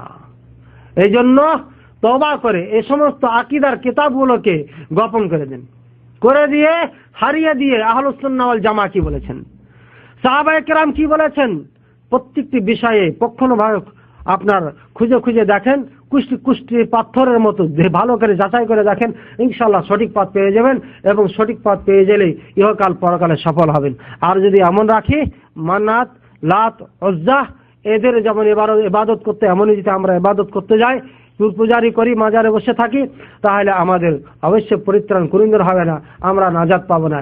এর জন্যই আমাদেরকে যুদ্ধে লিপিত না হয়ে, মনের ভিতর কিছু না রেখে পরিষ্কার মনে এই বক্তব্য শুনেছি, শোনার পরে একে বুঝে সুঝে আমল করে এই সমস্ত আকীদার থেকে দূরে থাকতে হবে, এই সমস্ত আকীদার থেকে বাঁচতে হবে। আরো যেগুলো কথা ছিল আকীদার বিষয়ে, আজকে না পরবর্তীতে আল্লাহ যদি চাই তাহলে আকায়েদ দেওবন্দি বলা হবে, দেওবন্দ ওলামাদের আকীদা যেগুলো একটি একটি উদাহরণ সহকারে কে কি করেছেন এবং বলেছেন এবং করেছেন, তাহলে আরো স্পষ্ট হবে। আরো বক্তব্য আছে যে আমরা এখানে যারা আছি হানাফি মাযহাবের লোক, তাই কিনা? বেশিরভাগ হানাফি মাযহাব, কিছু কিছু আহলে হাদিস আলহামদুলিল্লাহ যেমন ভাবে এখানে গবেষণা করে শুনে বুঝিয়েছেন, এভাবে দেশের মানুষকে যদি বুঝান শোনান তাহলে বুঝবে। তবে যতগুলো আমরা দেখতেছি দেশে আজকে শিরকের আখড়া হয়েছে শুধুমাত্র ওলামায়ে কেরাম তাওহীদ থেকে দূরে সরার কারণে, তাওহীদ না জানার কারণে আজকে আমাদের দেশে শিরকের আখড়া হয়েছে। আমরা যদি এই শিরকের আখড়া, এই শিরককে বন্ধ না করি, শিরক থেকে বিরত না হই, তাহলে কখনো এই দেশে ইসলামের আশাও করেন না, কখনো চিন্তাও করিয়েন না এ দেশের অবস্থা ভালো হবে, কখনো চিন্তা করিয়েন না এ দেশে শান্তি আসবে। এই জন্যই যে আমাদের ইলেকশন শুরু হয়েছে দরবার থেকে, সুতরাং দরবার থেকে কোনোদিন শান্তির আশা করা যায় না। এই জন্য দোয়া করছি আল্লাহ পাক রব্বুল আলামিন আমাদের হেদায়েত দান করুন, আল্লাহ পাক রব্বুল আলামিন আমাদের কোরআন সুন্নাতে চলার তৌফিক দান করুন, আল্লাহ পাক রব্বুল আলামিন আমাদেরকে দ্বীন মেনে চলার তৌফিক দান করুন, আল্লাহ রব্বুল আলামিন আমাদের তাওহীদ আকীদার বহনকারী এবং প্রচারকারী বানিয়ে দেন, আল্লাহ পাক রব্বুল আলামিন আমাদের দেশের নেতানেত্রীকে হেদায়েত দান করুন, আল্লাহ পাক রব্বুল আলামিন আমাদের দেশের নেতানেত্রীদের ওমর রাদিয়াল্লাহু তাআলা আনহু যেমন শিরকের আখড়াকে উঠাই দিয়েছিলেন, এমন তাদেরকেও তৌফিক দান করুন এবং তারা যেন সে উঠায়। আল্লাহ রাব্বুল আলামিন যে তৌফিক দান করুন মুমিনদের পথ অবলম্বন করার জন্য, রাসূল করিম সাল্লাল্লাহু আলাইহি ওয়াসাল্লামের অনুসরণ করার জন্য আল্লাহ রাব্বুল আলামিন তৌফিক দান করুন আমাদেরকে সেগুলো প্রচারের জন্য এবং সেগুলোর উপর অটুট হওয়ার জন্য। আল্লাহ পাক রব্বুল আলামিন আমাদের টুটিফুটি যা করলাম করছি তা যেন কবুল করেন। আল্লাহ পাক রব্বুল আলামিন যেন আমাদের হাসান নসর সাহাবায়ে কেরামের সঙ্গে করেন, নবী আউলিয়াদের সঙ্গে করেন। আল্লাহ পাক রব্বুল আলামিন যেন আমাদের জানমাল সবকে হেফাজত করেন। আল্লাহ পাক রব্বুল আলামিন আমাদেরকে যেন নবী আউলিয়াদের অনুসারী হিসাবে কবরে কালিমা তাইয়্যিবা লা ইলাহা ইল্লাল্লাহ নিয়ে যাওয়ার তৌফিক দান করেন। ওয়া আখির দাওয়ানা আনিল হামদুলিল্লাহি রাব্বিল আলামিন ওয়া সাল্লাল্লাহু আলা নাবিয়িনা মুহাম্মদ ওয়া আলা আলিহি ওয়া সাহবিহি ওয়া সাল্লাম। সুবহানাকা আল্লাহুম্মা ওয়া বিহামদিকা আশহাদু আল্লা ইলাহা ইল্লা আনতা আস্তাগফিরুকা ওয়া আতুবু ইলাইক। আসসালামু আলাইকুম ওয়া রাহমাতুল্লাহি ওয়া বারাকাতুহু। هذا القرآن يوحدنا لطريق الخير يوجهنا، الله تعالى أنزله ورسول الله معلمنا، ورسول الله معلمنا. هذا القرآن يوحدنا لطريق الخير يوجهنا، الله تعالى أنزله ورسول الله معلمنا، ورسول الله معلمنا. هذا القرآن هو الهادي لأوائلنا وأواخرنا، يدعو للعلم وللعمل لا شيء سواه يهذبنا. هذا القرآن هو الهادي